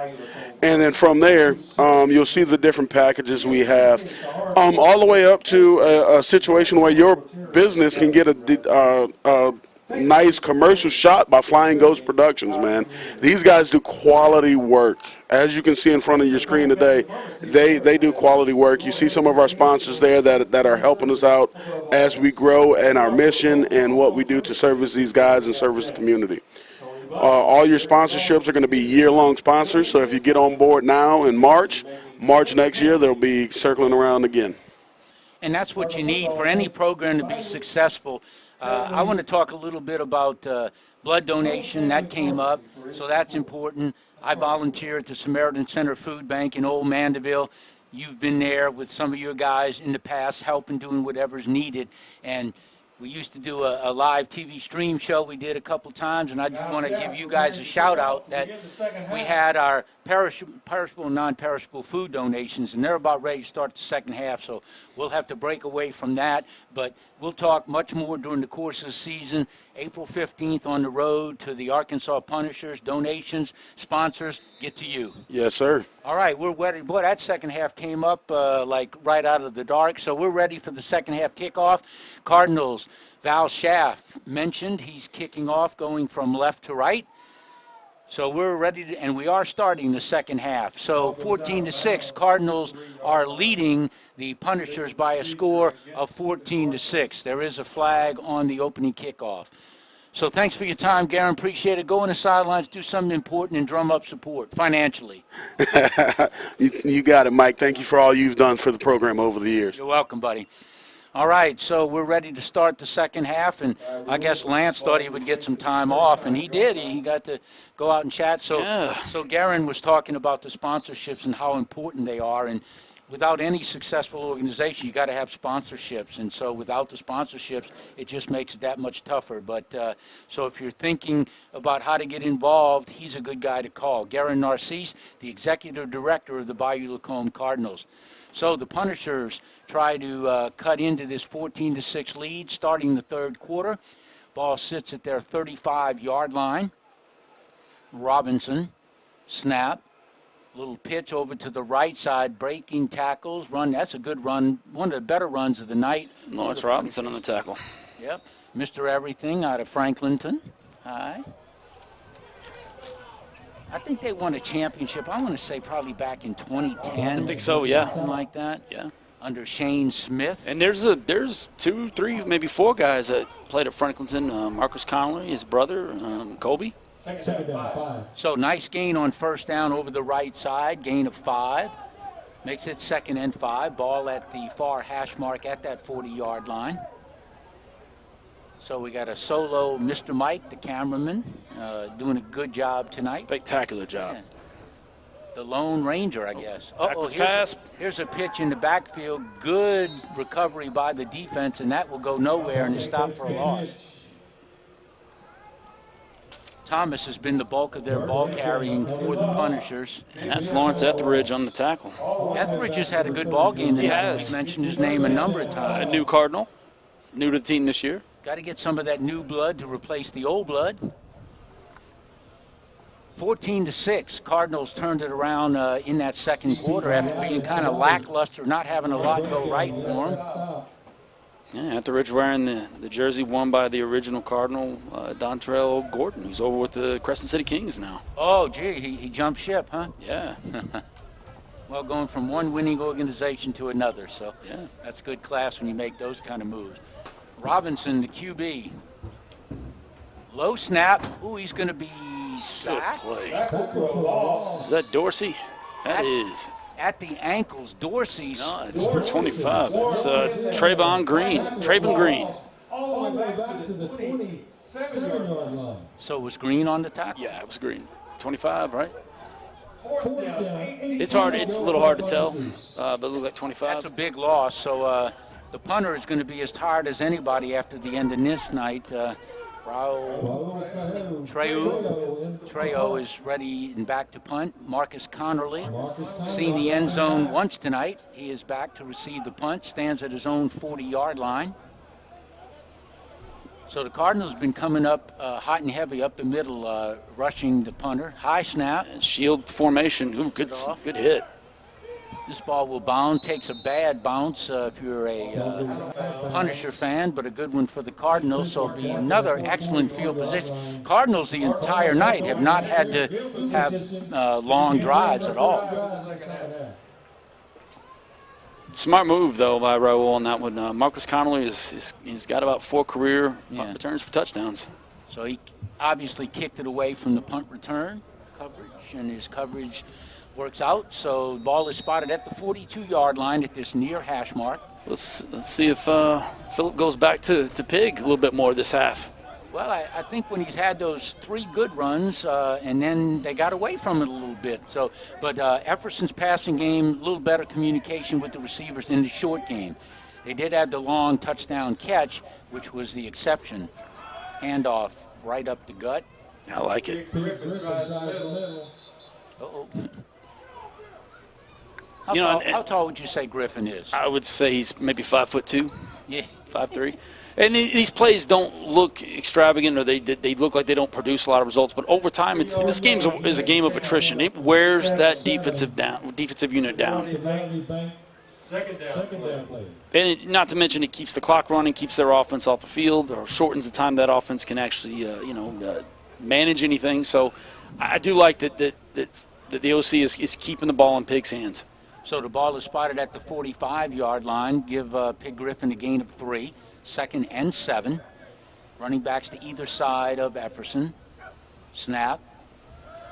Fake initially, then a handoff off the left side. That's a good, quick hitter off that left side. A little bit of a misdirection. So Griffin carries again, and he only had 11 yards, I want to say, on 8 carries in the Week 1 loss to the Kings. But he's pushing 40-50 at least by now. I'd say he's right at probably 50, because he's had 3 long runs off that, 1 off the left side and then 2 off the right side. This one goes back off the left side. And this is critically important going further into the season. They're going to need to demonstrate they can do this. So move the sticks with the first down. A little readjustment of formation. 2 receivers on either side of the formation. Running back to the right of Efferson. They're sensing pass on this one. Straight drop. There it is. Pass to the far side. Complete out at about the 40-yard line. Then runs ahead. Austin Jackson. Yes. Austin Action Jackson. Action Jackson, yeah. Jackson made that tremendous. He of the Houdini catch earlier. Yeah, there you go. So that's a big first down. Nice pickup. So this will be a 2nd down play. Good gain. Sets up 2nd and short. You can call almost anything you want here. 2nd and 3. Little miscommunication on the handoff there. They're lucky that didn't pop up and get recovered by the defensive unit.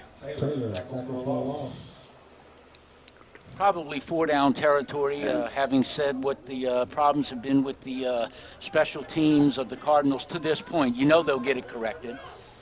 Well, let's hope so. And that was Dooley. Again, that's what got to be at least eight tackles for him and 3-4 for a loss. He's been a force. He'll sleep well tonight on the bus ride back. Isn't it kind of ingenious that they had to come this week, and then on 15th of April, the Cardinals repay the favor and go back? Yeah. That's when Garen Darcis was asking for some donations. They got some funding prices they got to come up with to fund it. That's an expensive trip and a long one. Efferson calling for the football. Snap, kind of high. Oh, he's pressure. He's going nowhere but down. That was double pressure, and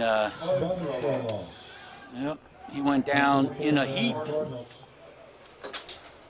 So big sack by the Punishers. They've had good pressure on Efferson all night. The only passes that have really worked, with the exception of the touchdown completion to Jackson, have been the shorter type passes. But I know Efferson likes to throw the home run ball, but when you're pressured like he's been, the short game has been good as well. Yeah. I think he's got to find Xavier Chapman in the short game first. And Damon Hubbard did this last week against Nashville, and right up through the A-gap, just came storming through, and he forced a couple of turnovers. So, this has been on film. We knew this was coming. Now you've got an empty backfield, which I'm not sure. You got that receiver set again of the forward to this side of the football, one receiver to the outside, and if you get any kind of pressure, it's trouble. Here they come. He gets it off.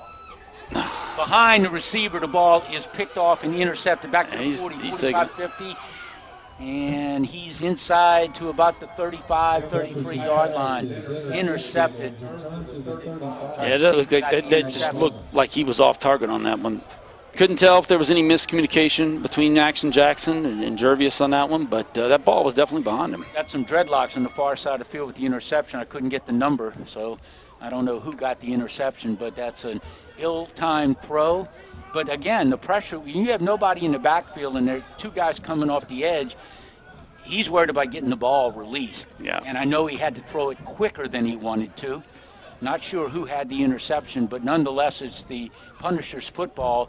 A turn of events here, momentum swing over to the Punishers. Ball at the 35-yard line, 1st and 10, 8:09 to go in the third quarter. Punishers trail by 8, 14-6. Robinson, as he's been all night in the shotgun, ran for 150 yards last week and has only carried the ball 3 times. Probably illegal procedure. Flag comes. I believe this will be a mark-off, I would think, against the Punishers, but we'll wait and see. Can always be encroachment offsides.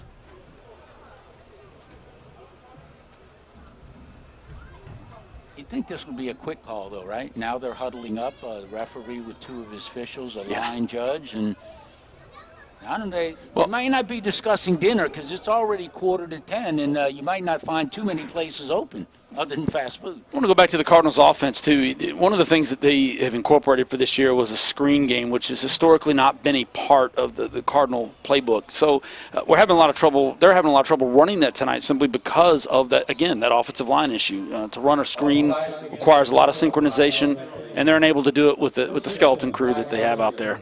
So the 5-yard mark-off does go against the Cardinals for encroachment. I was 50% right. It could either be illegal procedure or offsides by the defense, and they went with the offsides by the defense.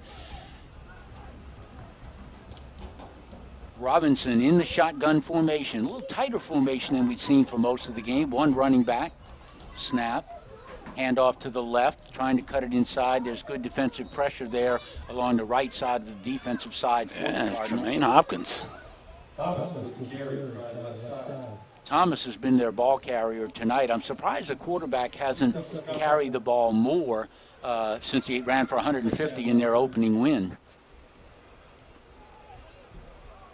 So 1 receiver to either side. Now it's a 2 running back setup.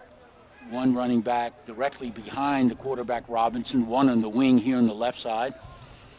Cardinals try to generate a little defensive pressure off the defensive end. Let's see if something works out there. Hand off over that right side. Oh, that's good containment there. Well, Nebraska was able to shed his blocker, a guy that is virtually twice his size. That's he looks like he's a little shaken up there. He's gimping a little bit. A great play on his part to be able to shed a guy that is so much larger than him. And again, he's using leverage. It's great. You got your own monitor up here, and you pointed to it before the play happened, pointing right to it, and he did shed the blocker and made the play. Poor man's John Gruden, maybe? I don't know. John Gruden, drop a dime. Just don't go to the Oakland Raiders or the Las Vegas Raiders. Right. Oh, it just hadn't been the same. That's all right. We got the $37.5 million man for 1 year, Derek Carr. Yeah. How much better can things be? I don't know. He was the 9th rated quarterback via salary, and then the Giants signed Daniel Jones to a higher contract a little bit. So now Derek Carr is the 10th highest paid quarterback. Yeah. I don't know that stat-wise he's the 10th best out of 32. That's all I'll say on the subject matter. So Cardinals defense looking for a stand here. 6:38 to go in the third quarter.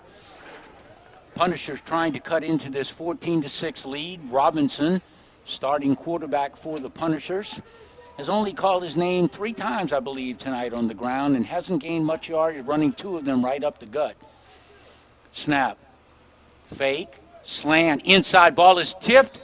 Nearly intercepted by the Cardinals. Ball was tipped close to the line of scrimmage, and then it falls to the turf, incomplete. That's Joseph Weathersby. Yeah, Weathersby is coming up gimpy. He almost came up with the interception, and he's gimpy, and he's down. You know, and I had said about him prior to the season that this was probably, in my humble opinion, the biggest free agent acquisition of the entire league and the entire offseason. This guy is all world. Well, he's down Losing at the him moment. would definitely be a real bad hit to this defense. All right, we'll take a commercial timeout as they sort out the injury to Weathersby. Mike Purvell along with Lance Foster, Flying Ghost Productions.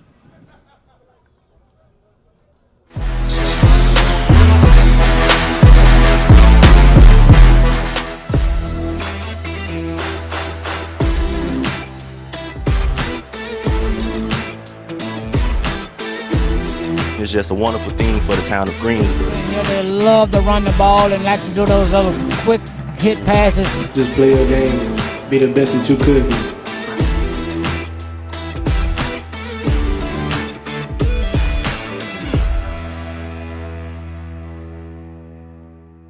Louisiana Gridiron Football. One is shaved ice. Here we are at Titan Coliseum. Weathersby injured on the play. So that's what we have the timeout for. It's 14-6 in favor of the Bayou Lacombe Cardinals over the Arkansas Punishers. We'll kind of try to check the sidelines and see, is he at the far sideline still, or have they brought him over? Yeah. So big down, big situation here after the Cardinals are trying to fight this possession of the Punishers. Robinson, I mean, he ran so many times and so much yards last week, and he hasn't seen that to do that tonight. Straight drop. Oh, there's a whistle halting the play before it was into process. I thought they had snapped it, but there is a whistle stopping the play. Man, it looks like it was intended for Chris Johnson. He's been quiet tonight. He looked pretty good against Nashville. Fast, nimble receiver. But does that not surprise you that Robinson, who gained 150 yards, he was their total offense last week running the football and didn't throw but for maybe 56 yards? It is. He hasn't run? Yeah, it's a little perplexing, especially given the fact that the offensive line of the Punishers is so much larger.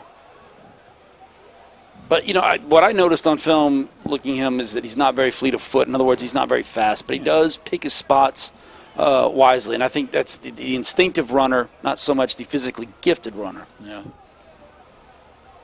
So they break their huddle, and Robinson, who is at the far sideline, getting some additional information.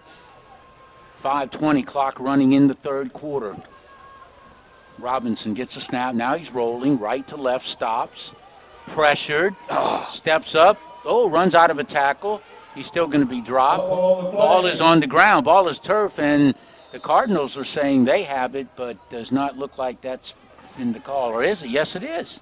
Yeah, and Zach Thomas completely beat his man. I didn't think the referee was very emphatic of giving the change of possession. Yeah, you know, Tremaine Hopkins and Thomas flushed him out of the pocket, and of course Abe, good old reliable Abe, cleans it up. Going to be there, putting out fires. Major, literally firefighter doing his thing. Not on the clock with his unit of where he works over in East St. Baton Rouge Parish, but so this is a big turnover in the ball game. Another big play by the defense, turning the ball over to the Cardinals in fairly good field position as they take over following that fumble recovery. Ball will be set at the 35-yard line, just outside this or inside the near hash mark. So good field position for the Cardinals. Two receivers to the far, one to the near. See if they grind that clock out some. Snap, player in motion. He gets the handoff. Xavier. Chapman coming from left to right on the end around. So you got a good thing to see, too. A little spice in the offense, mixing things up. I'm still waiting for him to try to find Griffin in the screen pass game. Good old jet sweep. Yep. Some people score it differently. I've seen some statisticians say that's a pass because you flip it, and I've seen others say, no, it was a run. So not what the official call is, but it's a good play when you got Chapman with his speed coming off the edge. You get one block, doesn't take much to open it. But I'm looking for a shorter passing game. Let's see if they go to it. Another player in motion, going from right to left. Epperson, snap. Drop, pressure, rolling, right to left, throws across his body, caught. Let's see where they mark That's the ball. a great catch. No, now they're saying incomplete. Oh, that was the line judge, side judge on the far side motioned incomplete. I thought it was like you, it was a completion. I was just wondering what kind of forward progress they were going to give him, but he got no forward progress. They called it incomplete at the far side. Yeah, I thought he caught that Don't ball. agree with that, huh? Yeah, so did Pastor Ken. I told you he never lies, so I think it was a completion. Well, you know, and Xavier's so talented, you know, and I've seen him make those kinds of catches, but, you know, of course, I played with him. Yep. Far side of the field, ball is called incomplete. So 14-6 advantage. We're down to 3:56 in the quarter, that being the third quarter. Epperson looking to pick up this first down. They're dropping into coverage. Trips to the far side. Slant route, there it is, but there's a lot of defensive pressure there.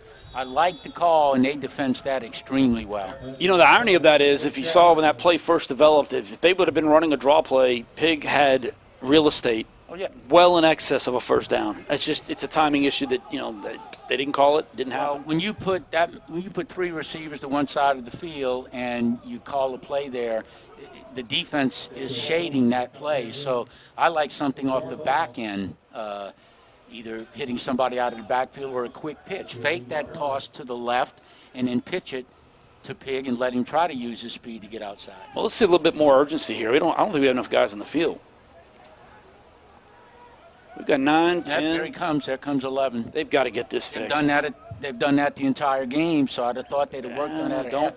But do they have a special teams coordinator? I don't believe he's here tonight. Oh, well, that might add to why. Yeah. Here's pressure up the gut. The punt, he gets it off. It's short. Got lucky No, there, not though. bad. No, get a little bit of roll, but lucky he got that off. Not a bad punt.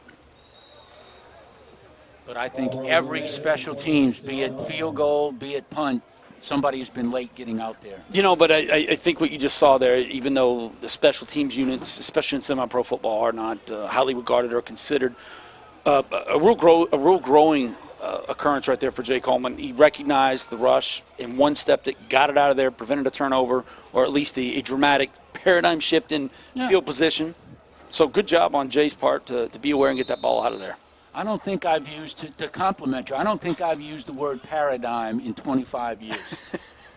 You're the man. I'm gonna have to do some homework next 2 weeks. You know, well, Pastor said that's good. That's Texas education. I don't know. I went to Southern Miss. Yeah, I got my master's from Southern Miss. That's Mississippi education. Yeah, well, and that we're going to leave that one alone. Yeah. No, I love Southern Miss, man. I got a buddy that works at a local casino establishment. I won't mention their name because they're not a sponsor, but he works in promotions over there. I'd say his name. That's Stephen Wright again. I am incredibly impressed with Stu. They call him Stu, number 45, Stephen Wright. He has been playing out. I think all things considered, outstanding on left tackle, but a stalwart in there in the trenches. That's where you earn your money, in the trenches. And he's having to do double duty. Showing a lot of heart tonight. And these aren't the biggest rosters in the world. I think if you got 50 players on the roster, and can you expect 34 of them to show up? Right. I mean, come on. But he's impressed me both in week one and tonight. So the Punishers break their huddle. They still trail 14-6, but that turnover didn't damage them at all. So Robinson, shotgun formation, player in motion from right to left. He gets the pitch. A keeper. He faked the pitch. And that's what I think I'm going to want to see is some more of him calling his number. You mentioned he's not fleet of foot, but if he picks his situations, that's why you keep your defense at bay a little bit. He's very instinctive. And some players are just like that. Jerry Rice was not the fastest receiver, but probably one of the most intelligent, instinctive receivers, hence became the best receiver in the history of the game. And, a lot of players are just like that. So back to USM, you graduated when? I got my master's in 2018, and I finished University of Montana, I believe, in 2003. Okay. So Robinson trying to get his team on this comeback trail, and we've just about expended the fourth quarter, 55 seconds and rolling. Robinson, Quick hitch, caught, nice defensive play, but can he stop him short of the first down? I think he held him up just shy, going to be about a yard shy of the first down, tackled inbound, but the completion was there, so... Kel Taylor. Good tackle. Now they're giving him forward progress. I didn't think he had forward progress. I thought he was about a yard shy of the first down. They did give him forward progress, moved the sticks. So we've got 30 seconds left here in the third quarter. Punishers going from right to left. They trail by 8.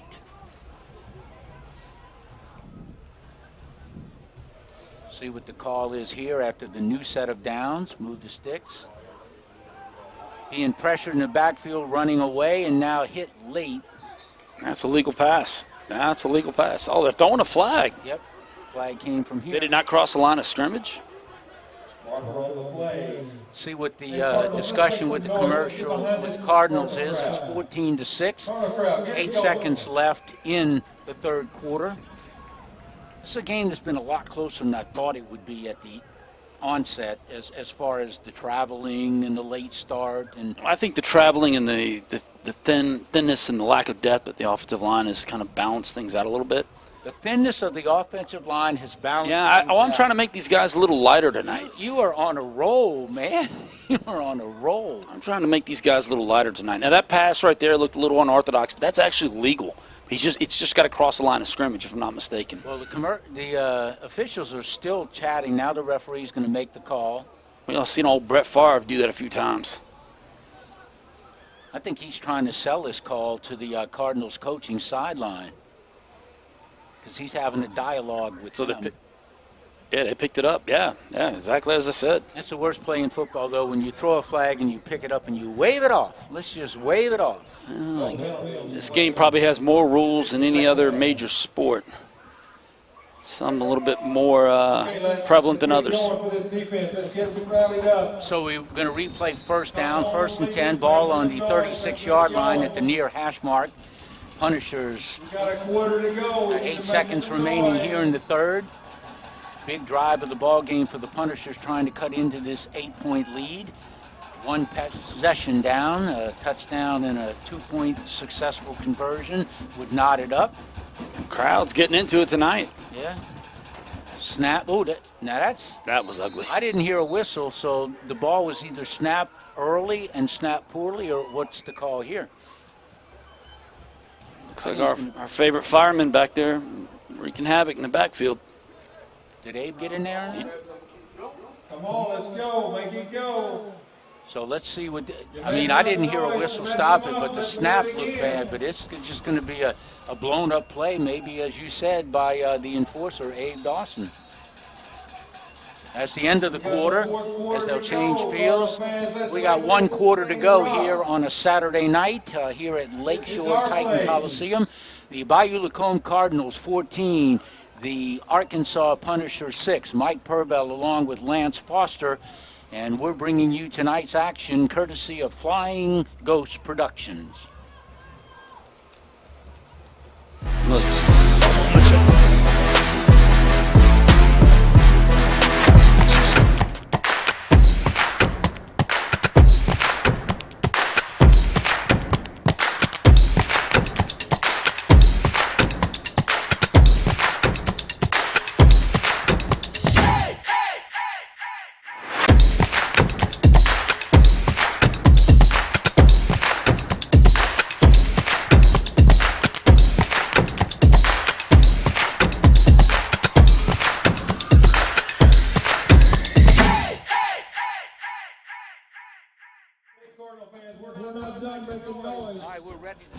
Fourth quarter. It's been a long evening. We're 2 hours into the ball game, ready to start the fourth quarter. Punishers in possession of the football. Would like to cut into this 8-point deficit on this drive, if not any sooner. Cardinals would, their defense has come up with a couple of good turnovers, and that's what they would like to do here. There's a quarterback strip and a fumble recovery. Let's take a moment to do a Lewis coach's score update. In the fourth quarter, Crescent City Kings 20, the Panhandle Crusaders 0, And at the end of regulation, the Alabama Blackhawks 6, the Mississippi Dynasty 6. So it looks like that one's going in overtime. It's getting that part of the night. So I'm not sure what the delay of the ball game chains. Yeah, well, when you got those volunteer chain gangs, I don't know if they're getting paid. Okay, now it's time to make that noise. Let's go. PA announcer, Pastor Ken Schrader, trying to fire up the homestanding Cardinals crowd for some defense. And he's doing a great job. Yeah, they were revved up, but then the chain issue, so now they had to get re-revved. You like that one? Re-revved. Re-revved. All right, Robinson, shotgun, snap, straight drop, looking upfield, maybe pressured from the back, and he is sacked. That's Dorsey. Yeah, he had a beeline to the quarterback, and he brought Robinson down. That is the pride of Gulfport Admiral Nation. Admiral, now he's posing for the camera. He's shooting this way. And Mike, the cameraman, got a picture of that, so that's pretty good. Well, way to get one for the old orange and blue there, Dorsey.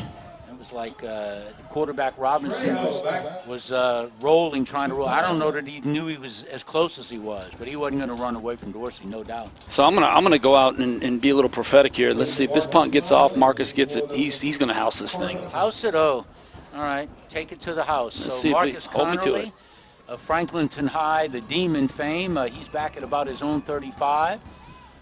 Raul Trejo kicks the punt off. Oh, yes. Connerly with the reception, 35, 40, coming this way. Steps around. Just couldn't run out of a jersey arm tackle, but a little excitement there. Yeah, he's Mr. Excitement every time he catches. Yeah, and I think my prediction fell a little short, but that's... But if he'd have run out of that arm tackle with the jersey, he might have been down the field, but... He's just so electric. You just never know with him. He's like a time bomb. He just goes off and changes the scope of a game. That's what you need. I tell you what, I'm watching Abe Dawson come off the field, and he's like he's a spring chicken, like he's a 24-year-old or something, and he's always into it. He'll normally go to a player or two and try to rev him up and have some kind of discussion. He is definitely a statesman, and I'm kind of happy to know that he is the oldest Cardinal on the team now. I've kind of relinquished that title. So I used to call you the old dude. We're going to call him the elder statesman. But he plays with passion, and like we've said, he's a firefighter full time, and he's just ready to perform. You need me to play offense, I'll be out there. Salmon high grab. Yeah. Well, and he galvanizes the environment. I mean, he really is. He's a pillar of this organization. No doubt about it. Kids are beautiful kids, doing all the right things at home. And I normally don't always give shout-outs to his wife, Amanda, and she brought that to my attention last year. So we got to give a shout-out to Abe's wife, Miss Amanda. We got a repunt. We do have a repunt. Ooh, nice kick. Let's see if I might get a chance here. Right, over-the-shoulder catch at the 20, trying to make moves. Good block, in the back. Not yeah, I good. saw in it. The block. Broke another tackle and comes out of bounds. That was the block in the back. The rule of thumb is if you can read their jersey number, don't attempt to block them. And the guy was, 10 yards away, the official throwing the flag. I don't know why they replayed the punt, but they did. Offsetting? Okay. So there's the two flags down that are going to be obviously a block in the back. Not sure if both of the penalties were the same thing, but I would think so in that proximity of where they are. So we got a good competitive ball game. We got 1 quarter to go, 13-33 here in the fourth quarter at Titan Coliseum. Cardinals started out sluggishly and slow to say the least. They fell behind 6-0. They got back into the ball game with some pretty good defense. Both quarterbacks early on in the ball game had very bad communication with their receivers. Now the referee is trying to tell one of the punishers, number 7, there's a big dialogue for 2 flags that have been down for over a minute. Yeah, I really like this Terrence Ingram, number 7, for the punishers. The one thing I noticed with him is he tends to run himself right out of place. He'll read the play right, he'll be there to make the play, but ended up overcommitting and having people run right by him. I saw that quite a bit last week's game against the Nashville team they played. Over anxious, maybe? Could be. Yeah. Let's see if Eddie Graham can't take us home. Ball spotted at the 26-yard line, we'll call it. Epperson. Snap. Straight drop, one step. Oop, now he's going to be sacked right at the gut. It's just Eddie's got to stay with his man on that. Excellent defensive play by the Punishers with a lot of pressure, and they've been causing havoc up the middle with this patchwork offensive line. Yeah, Eddie's guy blew right by him. Well, it didn't blow right by him. He had him at the point of attack, and he didn't finish the block. Justice Austin, number 71, on the defensive stop and puts him in a hold here, facing second down, going the wrong way. And we got a Bayou Lacombe Cardinals call one of their 3 timeouts here in the second half. The Cardinals lead the Punishers 14-6 on Flying Ghost Productions.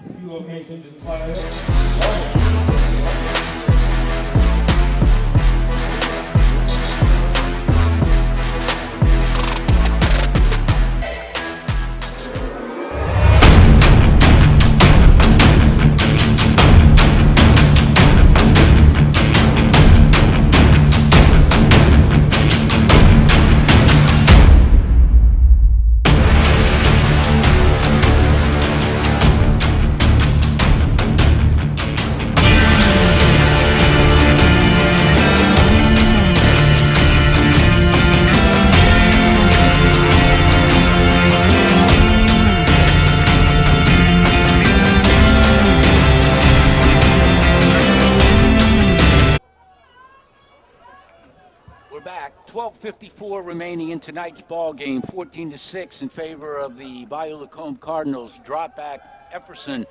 Little screen, little tip ball drill. Caught, but nowhere to go. That's the play I like to see. They tried to run that earlier in the ball game.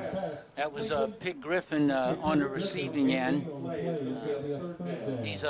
Pig is a little frustrated. He's taking his gloves off and he's got his hands on his hips. But that's the kind of play I think that they need to find him in space and see if he can break a tackle and move upfield. But it's a timing play, and it requires a lot of synchronicity, and it just you got to practice. You got to practice it. So the Punishers defense hoping they can get a defensive stop. We're now at the 12:08 mark, clock running in the fourth quarter. Efferson, straight drop, pressure off the edge. He rolls from left to right. Throw it. He's trying to get rid of it, throws across his body, and that was nearly picked off. No, Xavier just dropped that one. Oh, man. Well, Efferson was running for his life. Yeah. So bring up 4th down and long, so punt formation. So Efferson jogs to this near sideline, the full-fledged truck driver. It hadn't been his best night. Came off an over 300-yard passing game last week, but tonight hadn't been his night. Yeah, and I believe they're bringing someone else in, number 84, who I'm not too familiar with, to long snap. This ought to be interesting. I think he just joined the roster recently, number 84. I'm not even sure if we've got him on the roster. Yeah, I don't see him. I think it was one of those near game time decisions. Is he actually snapping it? Yeah, it looks like it. He was warming up on the sideline. This ought to be interesting because they're on the far end of the field. This could be disastrous if they don't get this off. I mean, in a close game, they got to be able to get this snap. Here we go. Oh, there's a flag. We won't get the snap. We'll have to wait. And they're going to be coming after it. Well, both sides have come after out. Both punters. Yeah, well, they just showed their cards. They're going to be coming off the edge. Well, special teams, as you said, if these teams only practice twice a week, how much explicit time, great time can you spend on special teams? And in the semi-pro culture, it's even hard to get guys to buy into the notion of practicing and perfecting special teams. I guess the center, the holder, and the kicker get some time. Great Sometimes. Individual time together, but not. It's a luxury item in the eyes of most coaches. So 84 who will remain anonymous at this point is the deep snapper. Oh, man. Another flag. Yep, false start. They're going to put Jay in that end zone. Looks like Dorsey jumped. Yeah, it's not been the smoothest special teams night. I think I would watch the film and then burn it and then just make some adjustments. Good competitive ball game still, 14-6, where you got 11:48 to go in the fourth quarter. False start is the call against the Cardinals. It's just hard to get continuity. The same guys every week doing special teams, so they get it down. You get new guys every week. Ball is right at about the 10-yard line, so shortened punt formation. Snap is good. Good. Ooh, now they ran into the kicker. There's a flag. Is that rushing the kicker? Roughing the kicker. I think they roughed him. It depends on if his leg was up. Well, they hit him down low. I think it's gonna be, I think below it's the big below one. the waist. I think it's a roughing the kicker. He looks hurt. That's what I think it is. Could this be? Because they both, two guys were there. They went in low. Well, Mike, looks like I have to go punt. Yeah, right. Did you bring any jerseys? I got gear. You got gear? All right. We're going to take a timeout here. Punter was a rough 15-yard penalty, and that will move the ball up and give the Cardinals a first down. We'll let them tend to the injured punter on the field. Mike Purvell and Lance Foster score 14-6 in favor of the Bayou Lacombe Cardinals over the visiting Punishers on Flying Ghost Productions.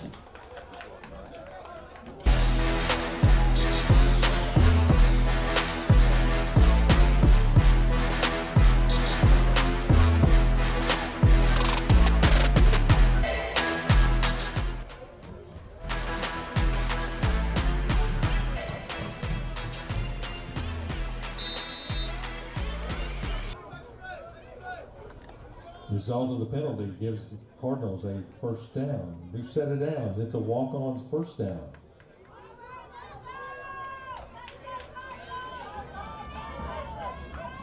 Jay Coleman, the injured punter, he was roughed and he gives a first down to the Cardinals. He kind of walked off under his own power, so hope Coleman is okay. Big turn of events, giving a first down to the Cardinals, who are in precarious punt formation deep in the end zone. Now that looks like either an encroachment. Now this is where you're in the field of play, and who is that? Dooley. That's Dooley again. That's Dooley. Dooley got in the rush, unabated off the right side, because I think he jumped off sides, and he kind of ran up to Efferson, the quarterback of the Cardinals, and kind of grabbed him up top a little bit. One of those hallmark moments. Hello, how are you? Yeah. Getting together for dinner, yeah. Jervius is paying. Yeah. Well, he figured he jumped early, so if he's already met his way to the quarterback, you may as well have some nice socialization there. This guy is definitely talented. He's really making. You've liked him from the opening couple. Yeah, he's making his mark. So if you're a Cardinals, you just want to run some clock, pick up some first downs, and don't do anything foolish in your deep end of the territory. Snap, handoff, stood up right in the middle. No game. Yeah, their defense has been pretty solid when they've needed to be. Second down. Go ahead and encourage this team. So 14-6 with that 8-point lead. Cardinals would like to run clock and pick up yardage and not leave much for the Punishers. Punishers have all of their 3 second-half timeouts remaining. The Cardinals did use 1, so they have 2. Cardinals probably wish they would not have to even use their 2. Look at this. They got Lawrence Robinson on the offensive line. Whew, man, I'm telling you. He's versatile, Mr. Everything. But yeah, that might be asking a little too much of him. Number 44, right? Yeah. So there were not enough. Uh-oh, now that, I don't hear him blowing loud whistles down there, but that was a loss big time. Looks like Griffin's a little frustrated. Well, I mean, it's just, a function of a offensive line by committee. Yeah, well, like you said, I mean, you've got Robinson, Mr. Versatility, can play just about anywhere but on the offensive line. Yeah, again, I think that's asking a lot of him. And it's nothing against Lawrence. It's just that's not his natural position. No, that'd be for anybody. Say go along the O-line and match up against those big heavyweights coming from the other side. Yeah, contrary to that, I will say that if you ask Lawrence to do something, he'll do it. That's the thing. That's the mark of a true teammate. Yeah, he's a he wants to win. He's a true-fledged teammate and going to do what's needed and what's best for the team. He's an original Cardinal. Yeah, Pig Griffin, very frustrated on the sideline. If he had 4 gloves on, he'd have taken all 4 of them off. He's going to pull his nails out next. Yeah. Well, he wants what's best for the team, and he doesn't get his number called as often maybe as he would like. All right, straight drop is Efferson. Pump and go. Far sideline, through into coverage. What a catch. Is that Marcus Connolly? I tell you. double coverage. How did he catch that football? Jefferson threaded the needle, and he made that catch. I mean, look, a half a step going the other way, that's a pick six going the other way, and he had concentration on the ball. And I don't even mind saying that wasn't the wisest throw that I've seen Jerv make, and yet a poor throw. Yeah. A poor choice or decision to make that throw in double coverage. But give Connolly credit. He kept his eye on the ball and hauled it in for a really, really big first down. That should have been an interception, at least an interception changing possession. Handoff over the right side. Looks like they went on back to Jermaine Mitchell on that one. You know, and there's another thing we haven't discussed is that, you know, the Cardinals don't have a backup quarterback. No. So with the beating that Jerv is taking, you have to wonder. Who would be the emergency quarterback? And don't tell me Lawrence Robinson. Oh, they'd probably call me out of retirement. Well, I knew that. No, that just had to give myself a plug. It would be, actually it would be Lawrence Robinson most likely. He's the most athletic, and they would run I'm assuming a Wildcat type offense. As a former backup quarterback, you would have had to go down. You tell me you got your gear, but if it's not near the field, we only got 7:20 to go. So, Superman, come out of your phone booth and do what you got to do.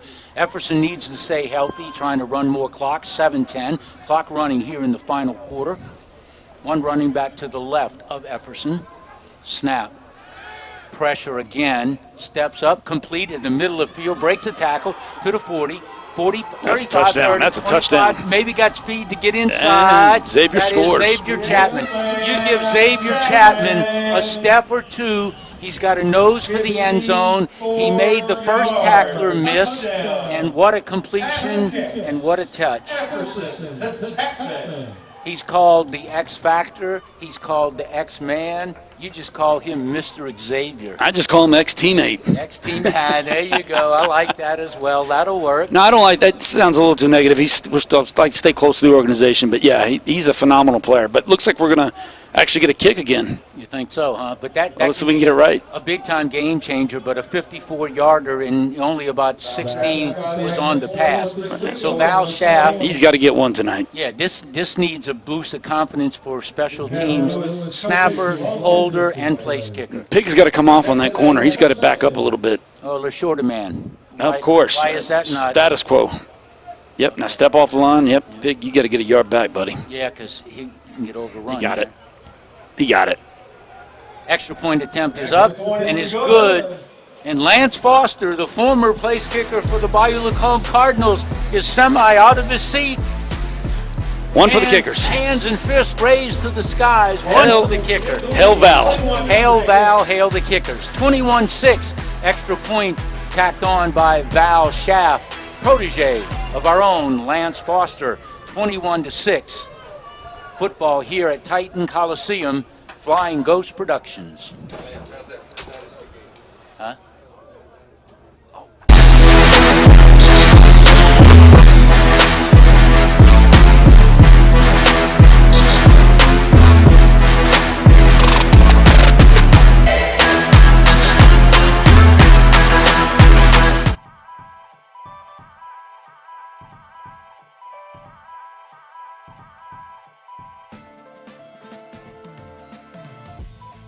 I'm Tyrese Muse, owner of Comfort Plus Mechanical 2, where we specialize in residential AC repair. We're a local family-owned company located in Walker, Louisiana. We have over 26 years of experience in the heating and AC industry.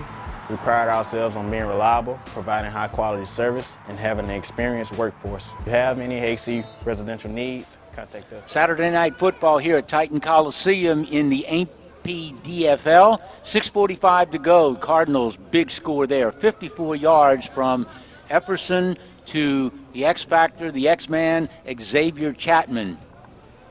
There's a bounding kick to get the play underway here. Nice return up the gut, brought out to past the 35-yard line. And you talk about who's on special teams, still no whistle. A lot of forward progress there. I don't know. Val getting in there.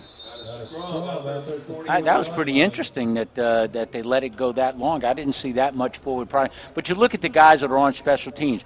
84, who we don't have a name for, just called up to play today, and he was on that team. And you got Pig Griffin out there on special teams. But that was a big play by Chapman. I mean, not just to get open for the play, but to break the tackle and then show the burner speed. Yeah. You called it when he was about the 25 that he's in. Yep. Nobody's going to catch him. And a quick score update, the Blackhawks have defeated the Mississippi Dynasty 14-12 in overtime, and I'll get to the other scores here in just a second. All right. So Robinson, shotgun, looks upfield, pass, incomplete. Got a flag, though, in the secondary. Flag at about the 43-yard line of the Cardinals in the secondary. Here's the score in the league. This call is going to go against the Cardinals. Alabama Blackhawks has defeated the Mississippi Dynasty 14-12 in overtime. Crescent City Kings up 20-0 on the Panhandle Crusaders. This is the Crusaders' return to the league after not playing last year.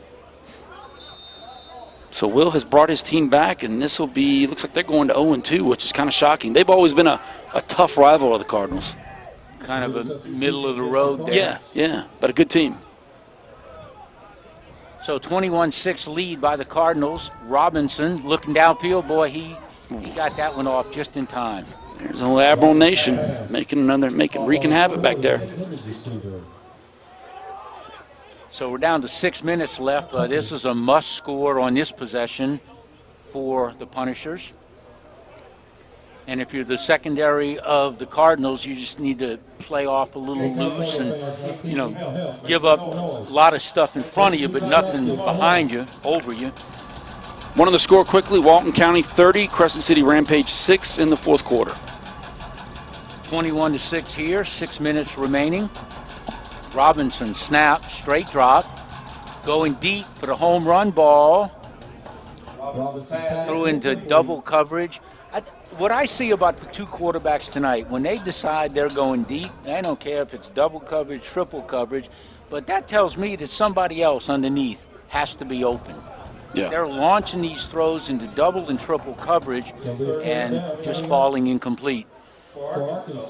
Lisa stops the clock, 5:52 to go. Punishers have all three of their timeouts remaining, but now they trail by the 15.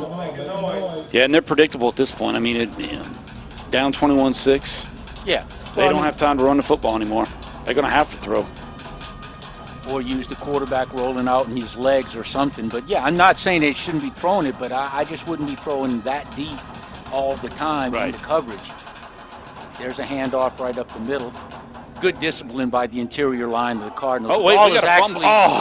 That was Lawrence Robinson, that the ball was free and was in his hand. Now, let's see where they mark the ball. If they bring it further up, no, it was a live football. They're going to put it down at the 40. The question is, do they go for it here? You have to. Yeah. I'm surprised they ran the ball on that last play, to be honest with you. Yeah. They just thought they'd catch him napping, but they didn't. But Lawrence Robinson almost came up with that and scoop and score. Yeah. Yeah, they're going to keep the offense out there. Yeah, you got to go. I mean, unless you got points in the game, there's no different point differential on it. Here we go. So 5:04 remaining in the ball game. Let's see if Stephen Wright can finish this thing for us. Yeah, this would be a place to maybe get an easy sack, for your stats. Pad your stats here. Oh, Jackson had him. Thrown upfield. Incomplete. Ball bounds.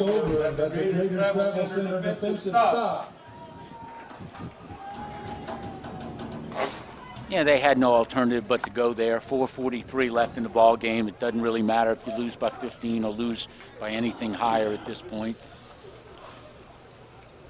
Robinson in no hurry to get off the field, though. He's just kind of lollygagging, trying to make his way to the other sideline. Look, he's still over there.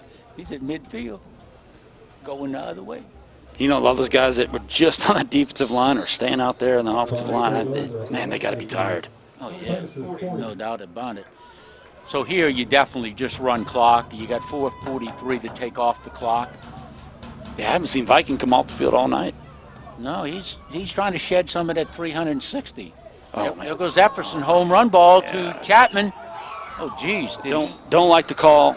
But did he? No, and he didn't haul it in. No. Don't like the call. No, well. You got 4:35 left. Yeah, it's a home run ball, but you don't I don't know. I don't do that. But Run, ground and pound. Beat that clock up. well, that's what I think you do. That's You the got smart field thing. position. Yeah. Again, double coverage, but Chapman almost came up with it. I mean, he made a good effort, but I think if I've seen number 11, if I'm in the secondary and I'm a Punishers player, when he comes by me, I'm going to go deep with him. Yep, not a good play when it stops the clock.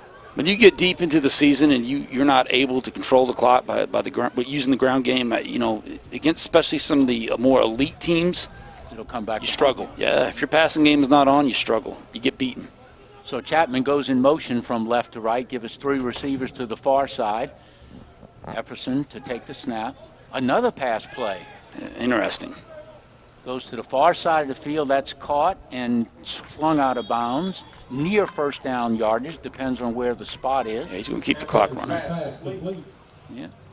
So I like that play call, though, from the standpoint of Chapman's lined up on this side of the formation, on the left side, goes in motion, gives him his speed, and he makes the catch. And they do give him first down yardage, so he gets the first down, far side of the field. One of those walk-ons first downs. I wonder if that's anything like a walk-off homer. A walk-on's first down and a walk-off homer.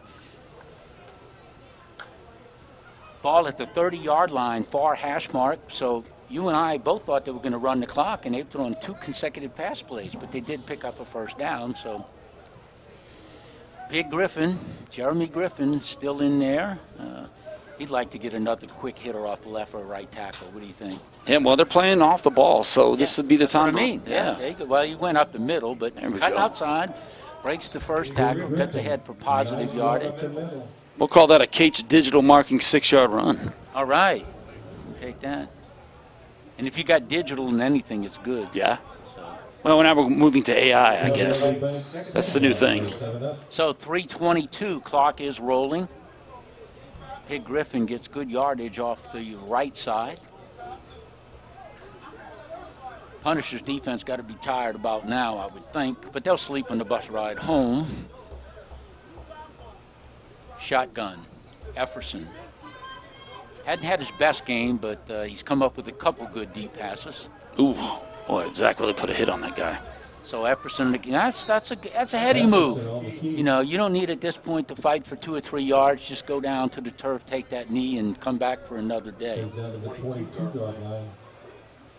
So we're down to 2:42 in the ball game. Third down. Stephen Wright going to need a salt bath when this night's over. He's played a whale of a game. They've had a number of Cardinals that have played well tonight. Marcus Connolly Jr., one of them, he's been really good. Pig Griffin's given them some good, tough yardage when they needed it. A couple of them came early. I'm surprised they didn't go to it a little more often. He's to the left. He's got new cleats, you notice. He had them lime green ones I used to hate last year. He got rid of those. He said he's had these since 2014, so I don't know. Straight drop, Efferson. Intercepted. He ran into Griffin, who was blocking, and bumped into him and didn't get the throw off. The ball is picked off for the Punishers. Try to get what number that is on the interception. You know, and I'm not overly impressed with the Punishers' offense, but I just think this is – why give them a chance? Why? You're deep in their territory. You got a great kicker. If you don't get the first down, you're still moving the ball.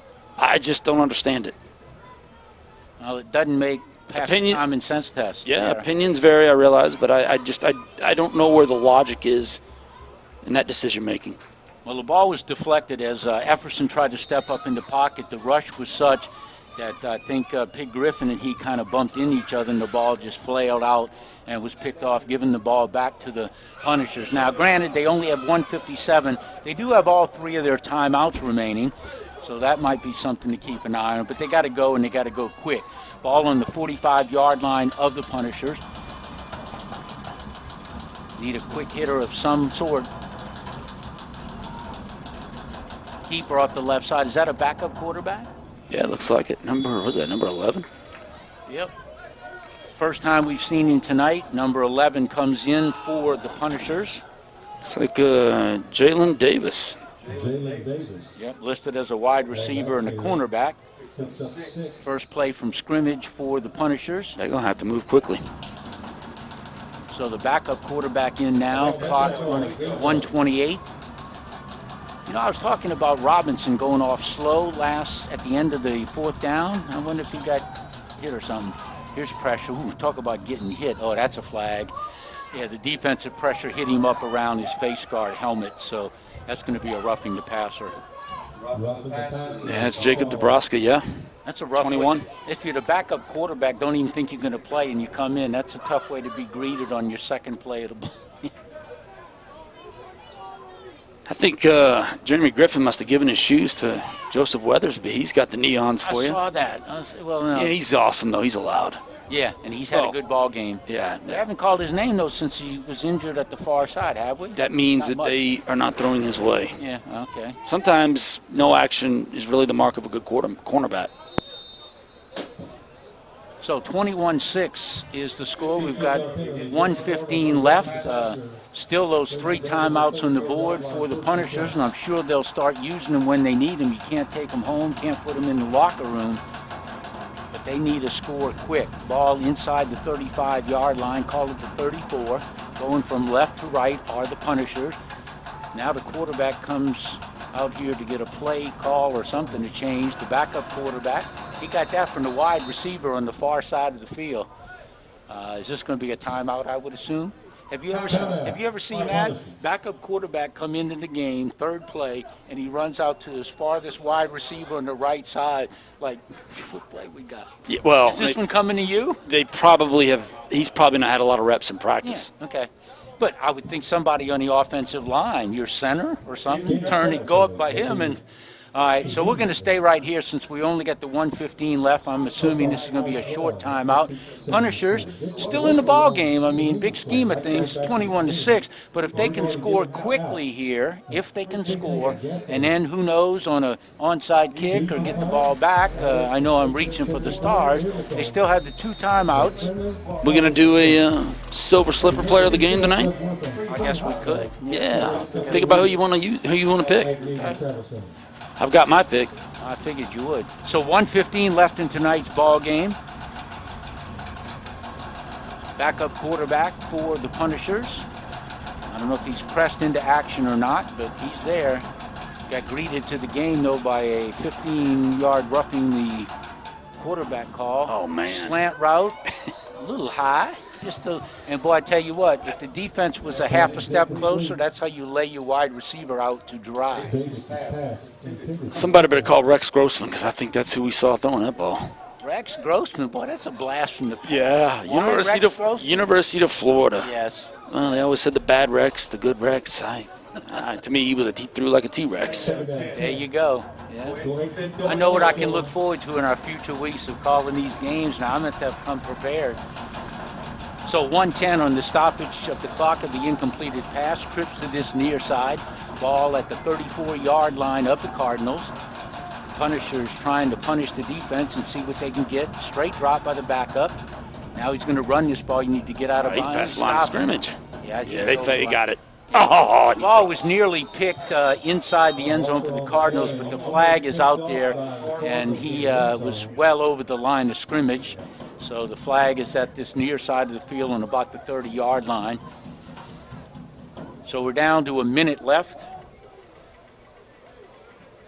So bus rides are bus rides, right? I don't guess if you're on a school bus that has faulty mechanics, hoses, whatever the case may be. Yeah, I hope they brought the toolbox. Or if you're in an air-conditioned luxury bus that you're paying more than the money you have for and have somebody driving for you.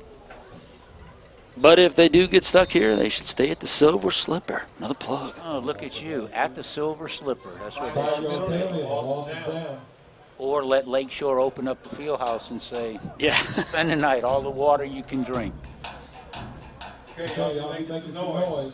All right, so the game was moving along fairly quickly, but this last minute and a half has taken 12 minutes to play. So over the football are the Punishers. Still have very little life, but life support. Backup quarterback, shotgun formation. Snap. Straight drop, pressure up the edge. There's DeBrosco again. That's DeBrosco. That's 21, DeBrosco from Bowling Green. He's had a heck of a game tonight. Yeah. Heck of a game. I like the way I like his motor. He played really well last week too. Yep. Picked up where he left off, huh? Yeah, you wouldn't imagine. He looks like a wide receiver or a quarterback. He plays the line. He's pretty effective. I know they can't come back now with the clock rolling, but they do have 2 timeouts and didn't even try to get off another play. I think that might be it. So our player of the game, Silver Slipper player of the game, who you got? For your team, I'll let you want to come up with honor. Tonight, I'm going to go with the Silver Slipper player of the game. First annual, our first one we're going to pick is Xavier Chapman. Good choice. Yeah. Speed came up big at times, and I'll give you some help. Go with the defensive. Oh, it's going to be your boy. DeBrosco. Yeah, DeBrosco. He's had a heck of a night. Yeah. All right, now there's zeros on the clock and didn't get another play off. So I think what we'll do, because this is impromptu, this is week 1, we'll go to a break real quick, and then we'll come back and we'll kind of recap things quickly. And since we're already at 20 minutes to 11, and our boys from Tangipahoa Parish got a long drive to go back home, so we'll be back with a game recap right after this. Flying Ghost Productions.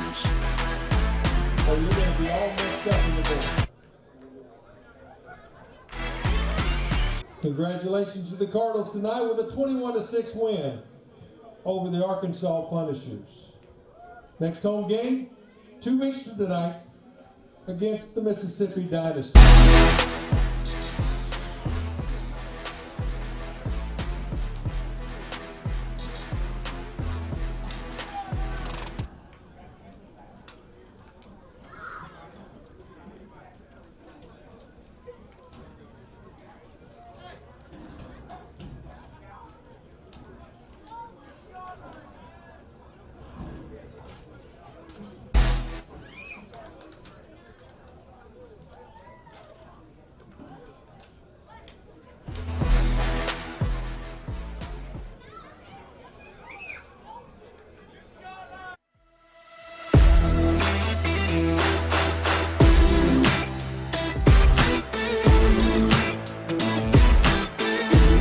It's just a wonderful thing for the town of Greensboro. Yeah, they love to run the ball and like to do those other quick hit passes. Just play your game and be the best that you could be.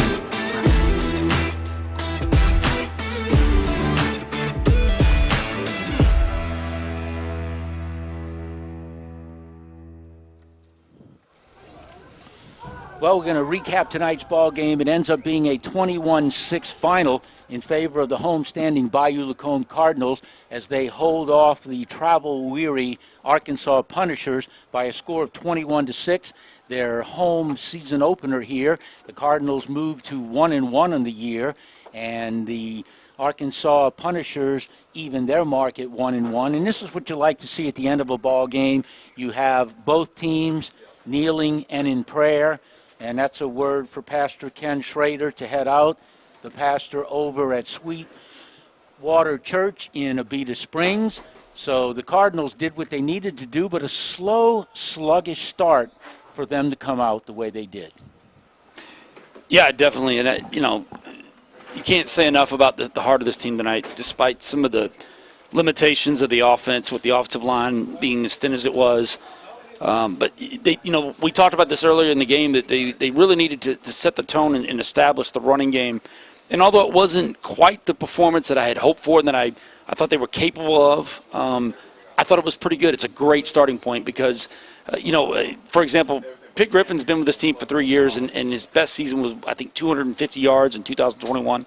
Kind of a down year last year. He's really come on strong, gotten in shape. He looked really good tonight.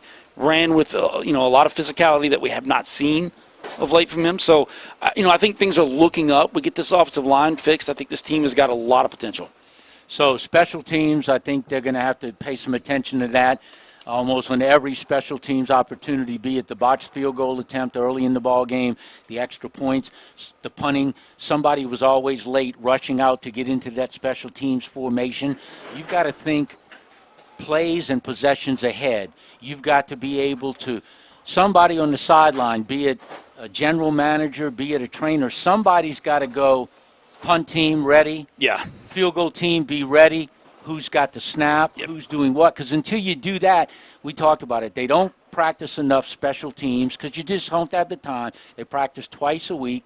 The Cardinals practice here 5 to 7 Tuesdays and Thursdays. Yeah. There are going to be times where they can't get the field because they had track meets last year and different things. So there's a lot of moving parts, but the Cardinals do come out with a win tonight, and I think they can be proud of that. So I think our intent with Flying Ghost Productions is to do home games here at Titan Coliseum. So the Cardinals are actually going on the road this week. And to Defuniak, Florida, to play the Walton County Chiefs. Who? Defuniak. I think that's how you say it, yeah. Well, I'm glad you said that. I've never heard of it. What is it? I think it said Defuniak. It's a county, I don't know. Right. Weird names they got down there in Florida. Well, but I of don't course, know. they'd say the same thing about Louisiana, too. Yeah, but if we got any fans listening that want to give us the real correct pronunciation, maybe we'll highlight that next week. That's my trademark. And then their next home game is going to be here against the Mississippi Dynasty, who lost tonight in overtime, right? Yep. What was that score? Like 14-12? 14-12, yep. Storied franchise, great team, and always a fight when they play the Cardinals. We have beaten them recently, but last year they took it to us. All right, if you haven't noticed, I think you did a great job. I gave you like a B+ on your pregame interview and stuff out there. So I think that what we need to do is we're going to get bigger and better ongoing, and we're looking for a great season, looking for a great relationship with the tremendous folks over at Flying Ghost Productions. I know it's a family-run business, and that's how they came up with the Flying Ghost Productions when they had little or no equipment, little or no acclaim, and they just came up with this concept. And I tell you, for a first effort, I've worked with a lot of people, a lot of different places, high school football, minor league football, and all sports, and I'll probably give us a B+ because I think the guy that called the game could have done a little better, but we did pregame on the field.